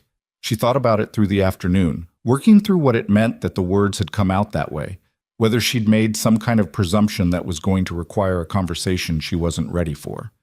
She rehearsed several versions of how to explain it and rejected all of them as either too much or not enough. She was setting the table for dinner when Caleb came in, and he looked at her face before he'd taken off his hat, which meant he'd learned to read her face the way she'd learned to read his. What happened? He said. She told him about the men at the gate. He listened without interrupting, watching her. What did you tell them? He said, when she'd laid out the substance of it. She looked at him directly. I told them you had a lawyer and to contact Cobb. Good. He was still watching her. Is that all? She paused. I may have said something else. He waited. I told them I was Elena Hale. The kitchen was very quiet. The stove ticked. Outside somewhere, Maggie was calling for Percy with the tone of someone who knew exactly where the cat was and was calling for her anyway, which was its own language. Caleb stood very still for a moment. His face was doing the complicated thing it sometimes did, where several things happened in sequence and she wasn't fast enough to catch all of them. Why? He said. Because it stopped them, she said. Not apologizing, but explaining. Because they were calculating how seriously to take me, and that word, that name, changed the calculation. I used what was going to work. A pause. I know it wasn't... Elena. She stopped. He put his hat on this peg by the door, turned back to her. His expression had settled into something that was not complicated anymore. Or it was complicated, but in one direction rather than several. I've been trying to work out how to say something for about 3 weeks, he said, and I keep not saying it because I don't want to put you in a position you don't want to be in. And I keep also not saying it because... He stopped. Because I'm not good at this. I was bad at it the first time and I'm worse now. She looked at him. Something in her had gone very still, the particular stillness of paying close attention to something that mattered. I don't want a housekeeper, he said, which was not what she expected him to say. I haven't wanted a housekeeper for a long time. I know that what I want is more than that, and I think you know that too. But I've been not saying it because you came here in a hard situation and I didn't want you to feel like you owed me anything or like staying was something you were doing because it was the easiest option. He stopped again, jaw working. I wanted it to be your choice, freely, without debt or obligation in it. She stood across the kitchen from him and felt the weight of what he'd just said, the care in it, the particular careful respect of a man who had watched her arrive in a situation of vulnerability and had not wanted to press that. Caleb, she said. I'm not done, he said, and there was something almost pained in it, like someone who had rehearsed this and was committed to getting through it. I want to ask you, properly, if you'd want to, he looked at her. I want to ask if you'll stay, not as the housekeeper, as my wife, if that's something you'd want. The kitchen held them. Outside, Maggie had stopped calling Percy, which either meant she'd found her or she'd been listening at the door, and honestly, either was equally possible. Elena looked at Caleb Hale standing in his kitchen with his hat on the peg and his hands at his sides and his face saying all the things he was bad at saying with his voice. She looked at the man who had taken in a stranger with nothing and given her a room with faded blue curtains and work that meant something and time enough to become herself in this place. She thought about the train station in March. She thought about the $43. She thought about the name she'd said to the men at the gate, how naturally it had come, how right it had felt in her mouth even when she hadn't planned to say it. "You have terrible timing," she said. "Dinner's going to burn." He blinked. Then, "Is that a—" "Yes," she said. "That's a yes. Now let me get the stew." She moved to the stove. She heard him exhale.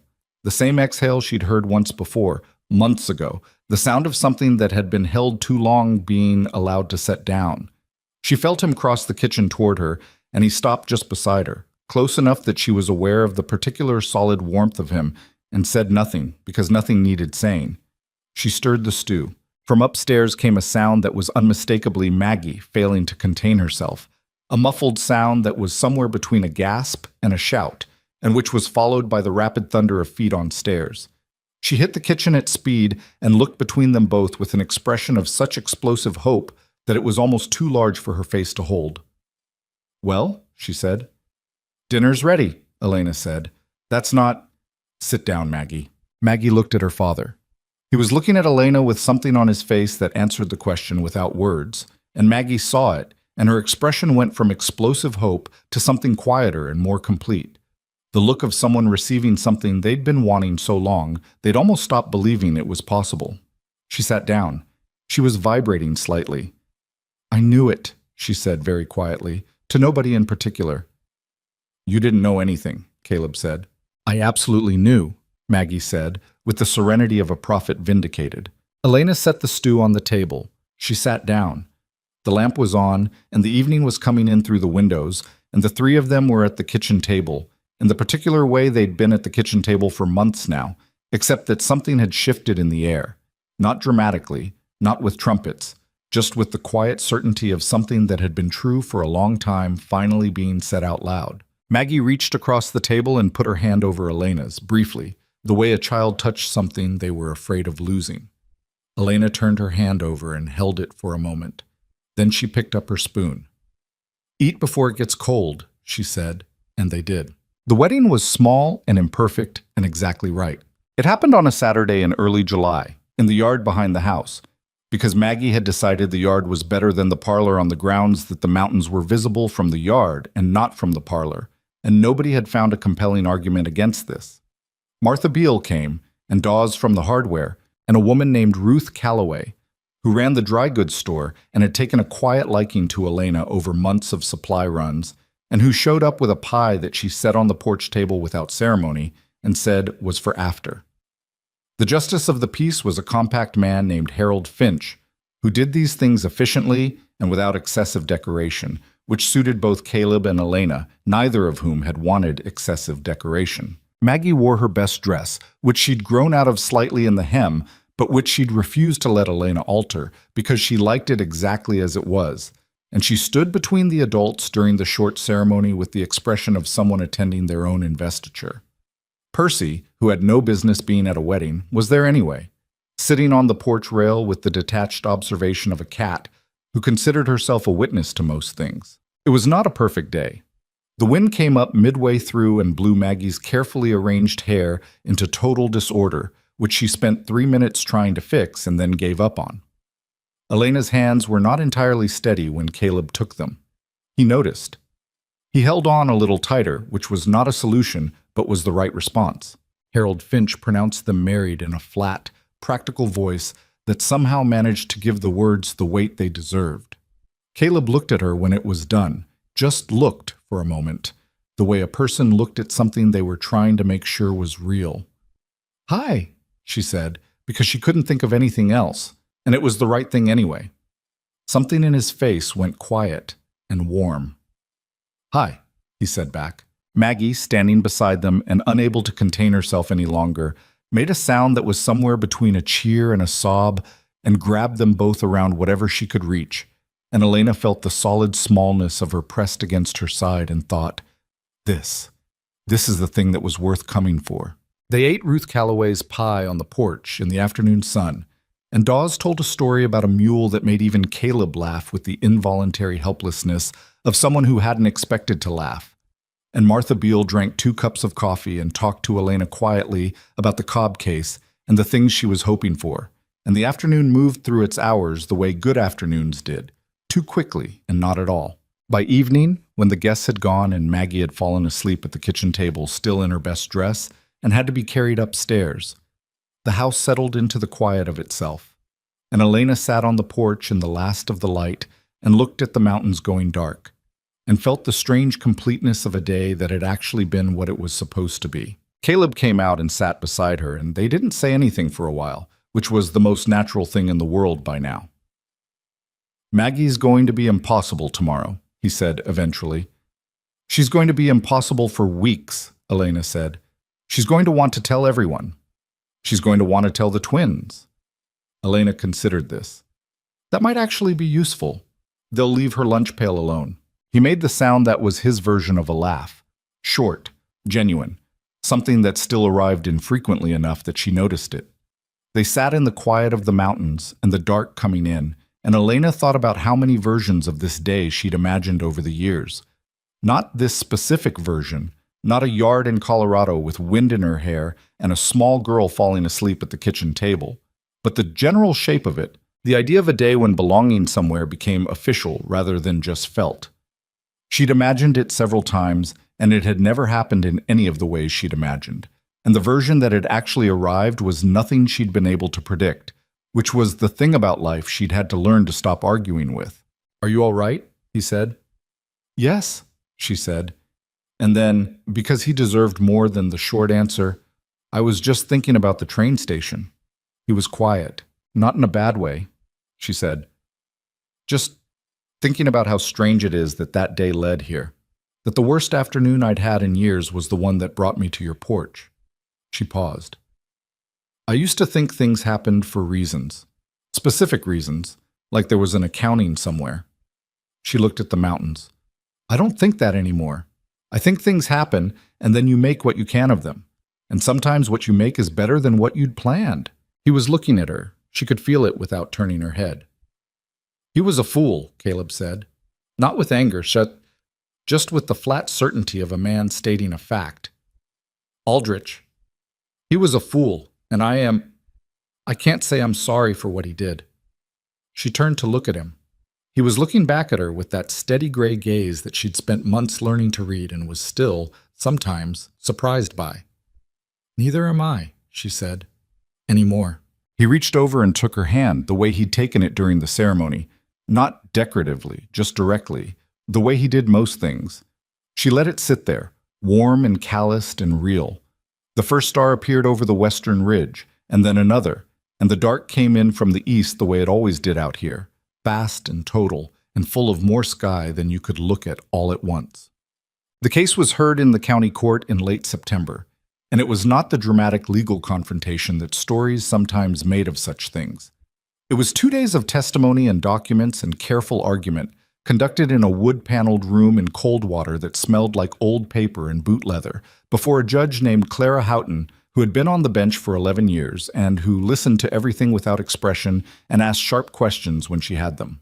James Whitmore came from Pueblo, as he had promised. He was 71 and walked with a cane, and his voice had the slight waver of age in it. But his memory for the 1871 survey was entirely clear, and when he pointed to the original survey notes and said the line was placed here, and I placed it myself, and these are my marks. The courtroom had the particular quality of a room where something has just shifted. Ira Cobb was not flashy, as Martha had said, but he was precise and methodical, and he had the case organized the way Elena had organized the documentation, chronologically, clearly, each piece building to the next. He used Martha's records. He used Elena's timeline. He used the county's own irrigation planning documents, which he had obtained through a formal request, and which showed clearly that the water rights in the Southwest Corridor were materially significant to a public project, which gave Garrett's pressure campaign a context that was not flattering. Garrett's lawyers were better dressed and more voluble, and they made several arguments that sounded, to Elena's ears, like very sophisticated attempts to make complicated what was actually simple. She sat in the third row with Martha Beale on one side and Maggie on the other.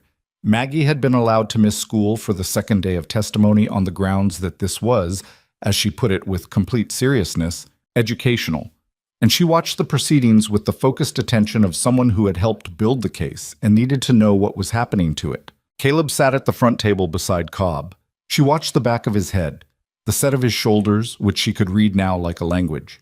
And she knew when something went well and when something landed awkward, and when Cobb made a point that hit home because his shoulders changed for each. Judge Houghton called recess on the second afternoon and returned with a written ruling that she read in a steady, unhurried voice, and the relevant portions were these: that the original survey markers established the boundary line 7 feet east of the position Garrett's operations had assumed, that the ditch construction on the Hale property constituted encroachment and must be removed at Garrett's expense within 60 days, that the deed language Garrett's lawyers had relied on was being read in a manner inconsistent with the county's own records and the testimony of the original surveyor, and that the plaintiff's case was sustained on all material points.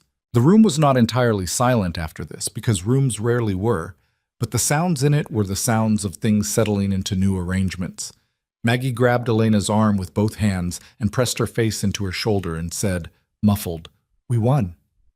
"The court found in our favor," Elena said, which was more accurate, but she was holding Maggie with one arm and her own hands were not steady, so she wasn't going to be precise about it right now. Martha Beale let out a long breath beside her. Then she said, quietly, "Well, all right then."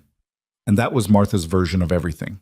At the front of the room, Cobb was shaking Caleb's hand, and then Caleb turned, looking for her across the room the way he did in spaces with other people in them, the slight unconscious scan until he found her. She met his eyes.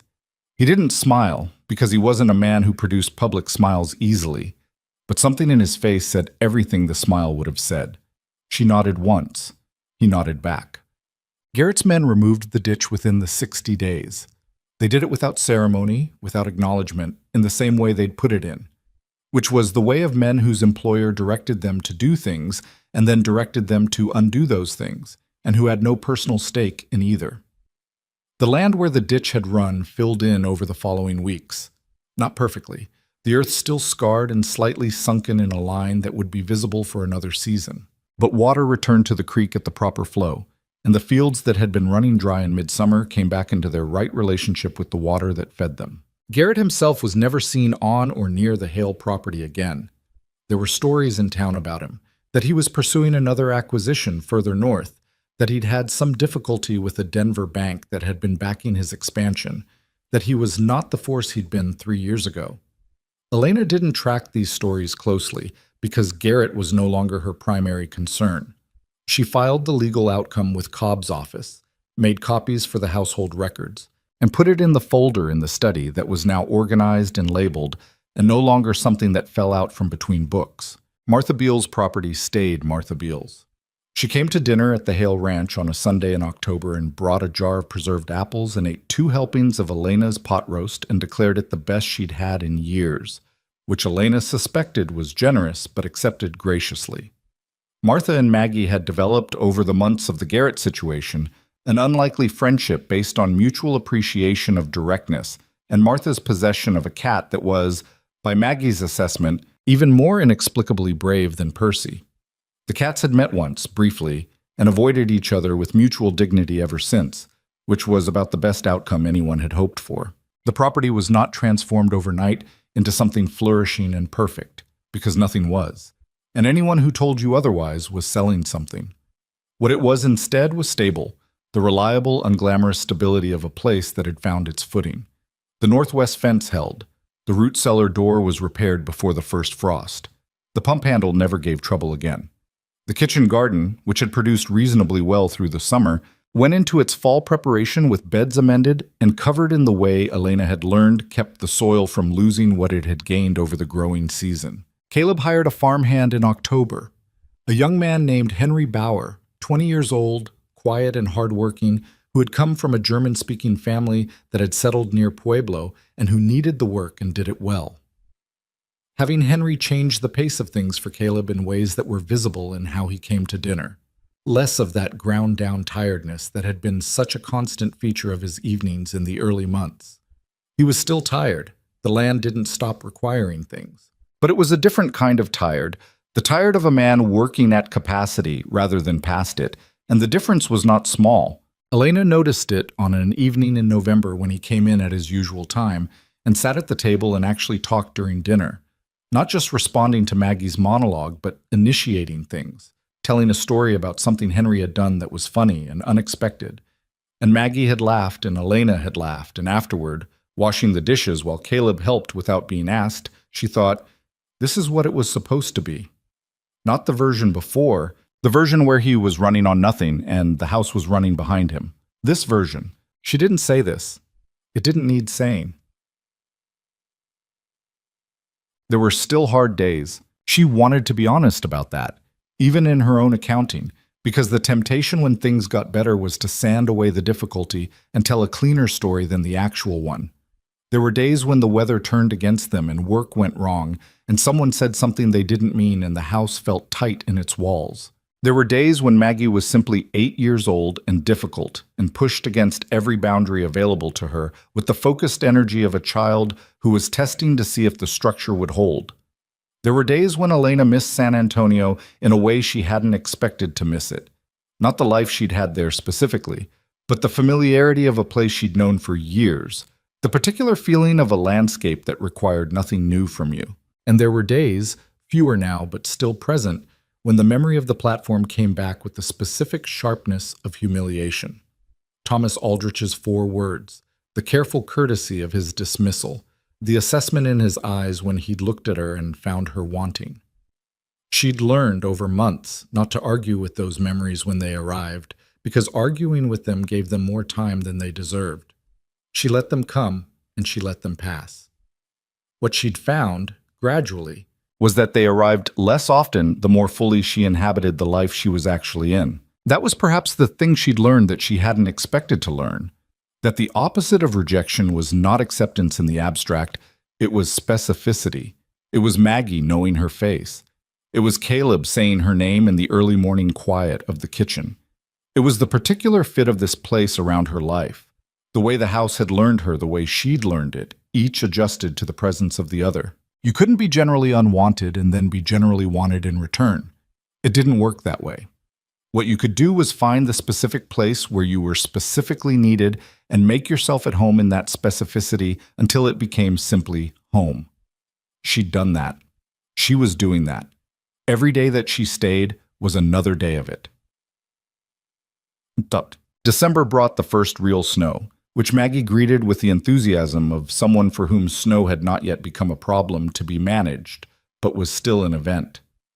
She was outside in it before the adults had finished their coffee, and the sounds of her progress through the yard reached the kitchen in regular installments. A shout when she found Percy's tracks. A period of silence that probably meant she was attempting to build something, and then a sound that meant she'd fallen and wasn't hurt.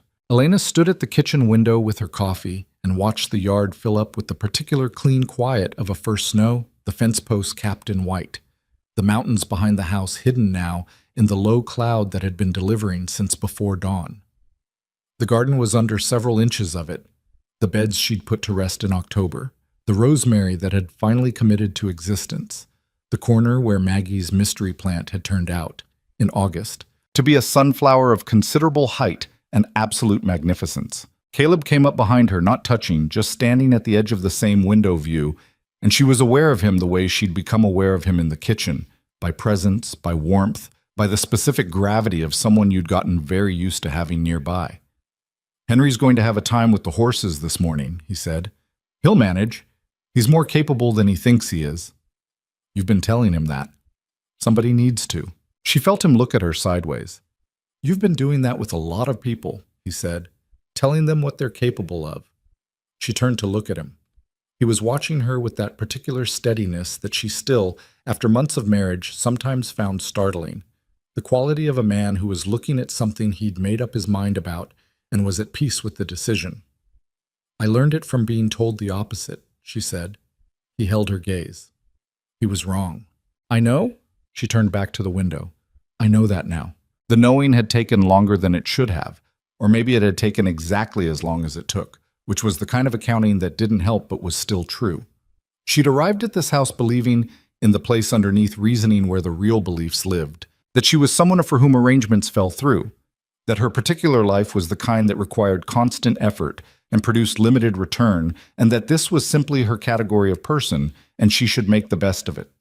She'd believed that without being fully aware she believed it, the way you sometimes carried assumptions so deep you mistook them for facts. What had changed them was not a single moment. It was the accumulation of small ones, over a long time, each one so ordinary that none of them had seemed significant in itself. Maggie's hand on a train station bench, coffee in the dark before anyone was awake, a fence section in the cold morning, documents organized in a study, a name set at a gate. You couldn't point at the moment you became something different. You could only look back from a sufficient distance and see that you had. Maggie came in from the snow 40 minutes later, red-cheeked and thoroughly covered, and stood in the kitchen doorway dripping and pleased with herself. "I made something," she announced. "A mess," Caleb said, looking at the water pooling at her feet. "Also a snow person. It has a hat. I used the broken-handled one from the shed." That hat was potentially salvageable. "It looks better on the snow person." Maggie pulled off her outer layers and deposited them on the bench by the door in the approximate way of someone who knew where things were supposed to go and was putting them nearby. "Elena, come see it." "I can see it from here." "That's not the same as seeing it properly. You have to be close to see the face." "I did a face." Elena looked at Caleb. He looked back at her with the expression he had when Maggie was requesting something that was going to happen regardless. And the only question was the timing. Elena finished her coffee, set down the cup, and went to get her coat. Outside, the snow was still coming down in the soft, unhurried way of snow that intended to stay for a while. The figure Maggie had made was about 3 feet high, somewhat asymmetrical, with a hat that was in fact the broken-handled one from the shed, and a face composed of, Elena leaned closer, 3 stones and what appeared to be a section of twig bent into something optimistic. "Is that a smile?" Elena said. "It's a smile," Maggie confirmed. She was standing beside it with the pride of an artist.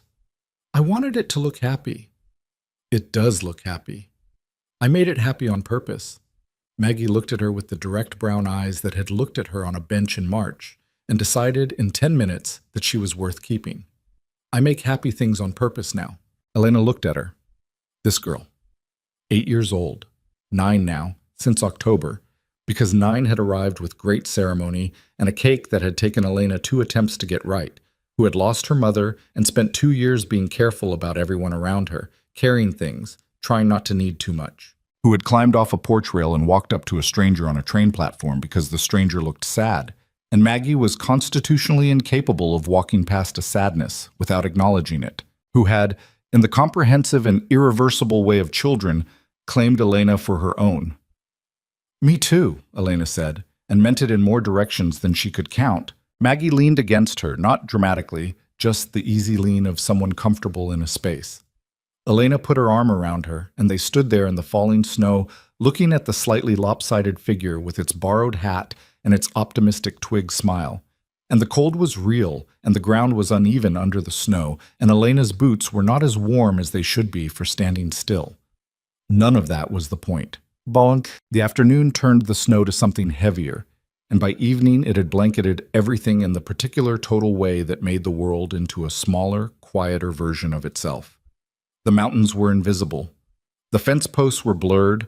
The kitchen light was the warmest thing in the landscape, visible from the road as a single yellow square in all that white. They ate dinner, and Maggie told them approximately everything about the properties of snow as she had observed them that day.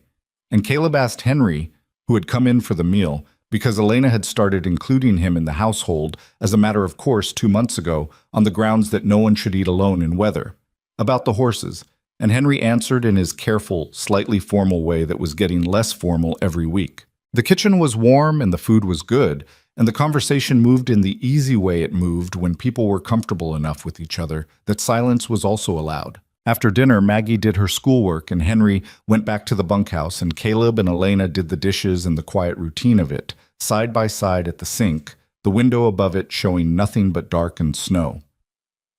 "I've been thinking," Elena said. "About what?" "The spring planting. I want to expand the garden, double the squash section, and add a proper herb bed on the south side." She handed him a dish. "And I want to try potatoes.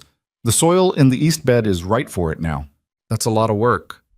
I know how much work it is. He took the dish, dried it. We can probably get Henry to help with the turning. I was going to ask him. She handed him another dish. And I want to write to Maria. A pause. Your cousin. I haven't written in too long. She doesn't know. She doesn't know anything that's happened since I came here. I never told her about Coldwater. I was embarrassed at first, and then things happened so fast, and then I kept meaning to write, and I didn't. She looked at the dark window. I want her to know where I am, who I'm with, that I'm all right. He was quiet for a moment. More than all right, he said. She looked at him. He was looking back at her, and there was nothing complicated in his face right now. It was one of those moments when it was all one thing, simple and clear and entirely present. More than all right, she agreed. She'd write the letter tomorrow, she decided. She'd tell Maria about Coldwater and about the ranch and about Caleb and Maggie and about how she'd arrived here on the worst day of that year and how that worst day had put her exactly where she needed to be. Not because there was some plan to it. She didn't believe in the plan anymore or in the accounting she'd used to think kept things fair.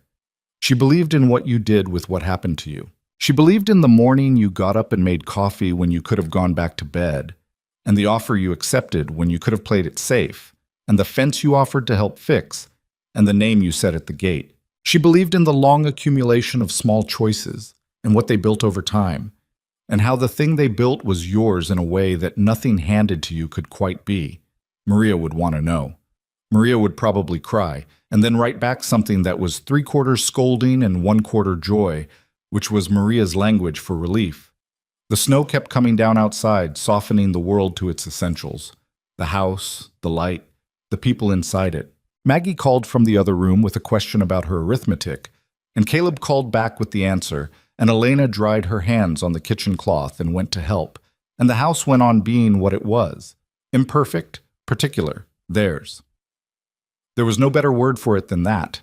Not rescued, not transformed, not delivered from one life into another by anything other than her own stubbornness and the willingness to sit down on a bench at a train station and let a girl with untidy braids ask her if she was all right. Belonging. That was the word. She belonged here. She had built it and been built by it over months of ordinary days.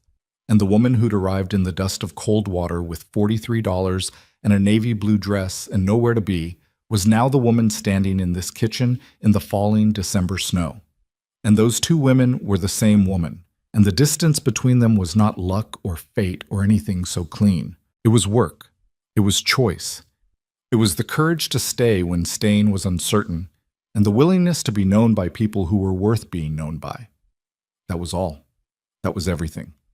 Outside, the snow kept coming down, and the kitchen light stayed on, and somewhere in the yard, Maggie's lopsided snow figure stood in the dark with its twig smile and its borrowed hat, patient and pleased with itself, waiting for morning.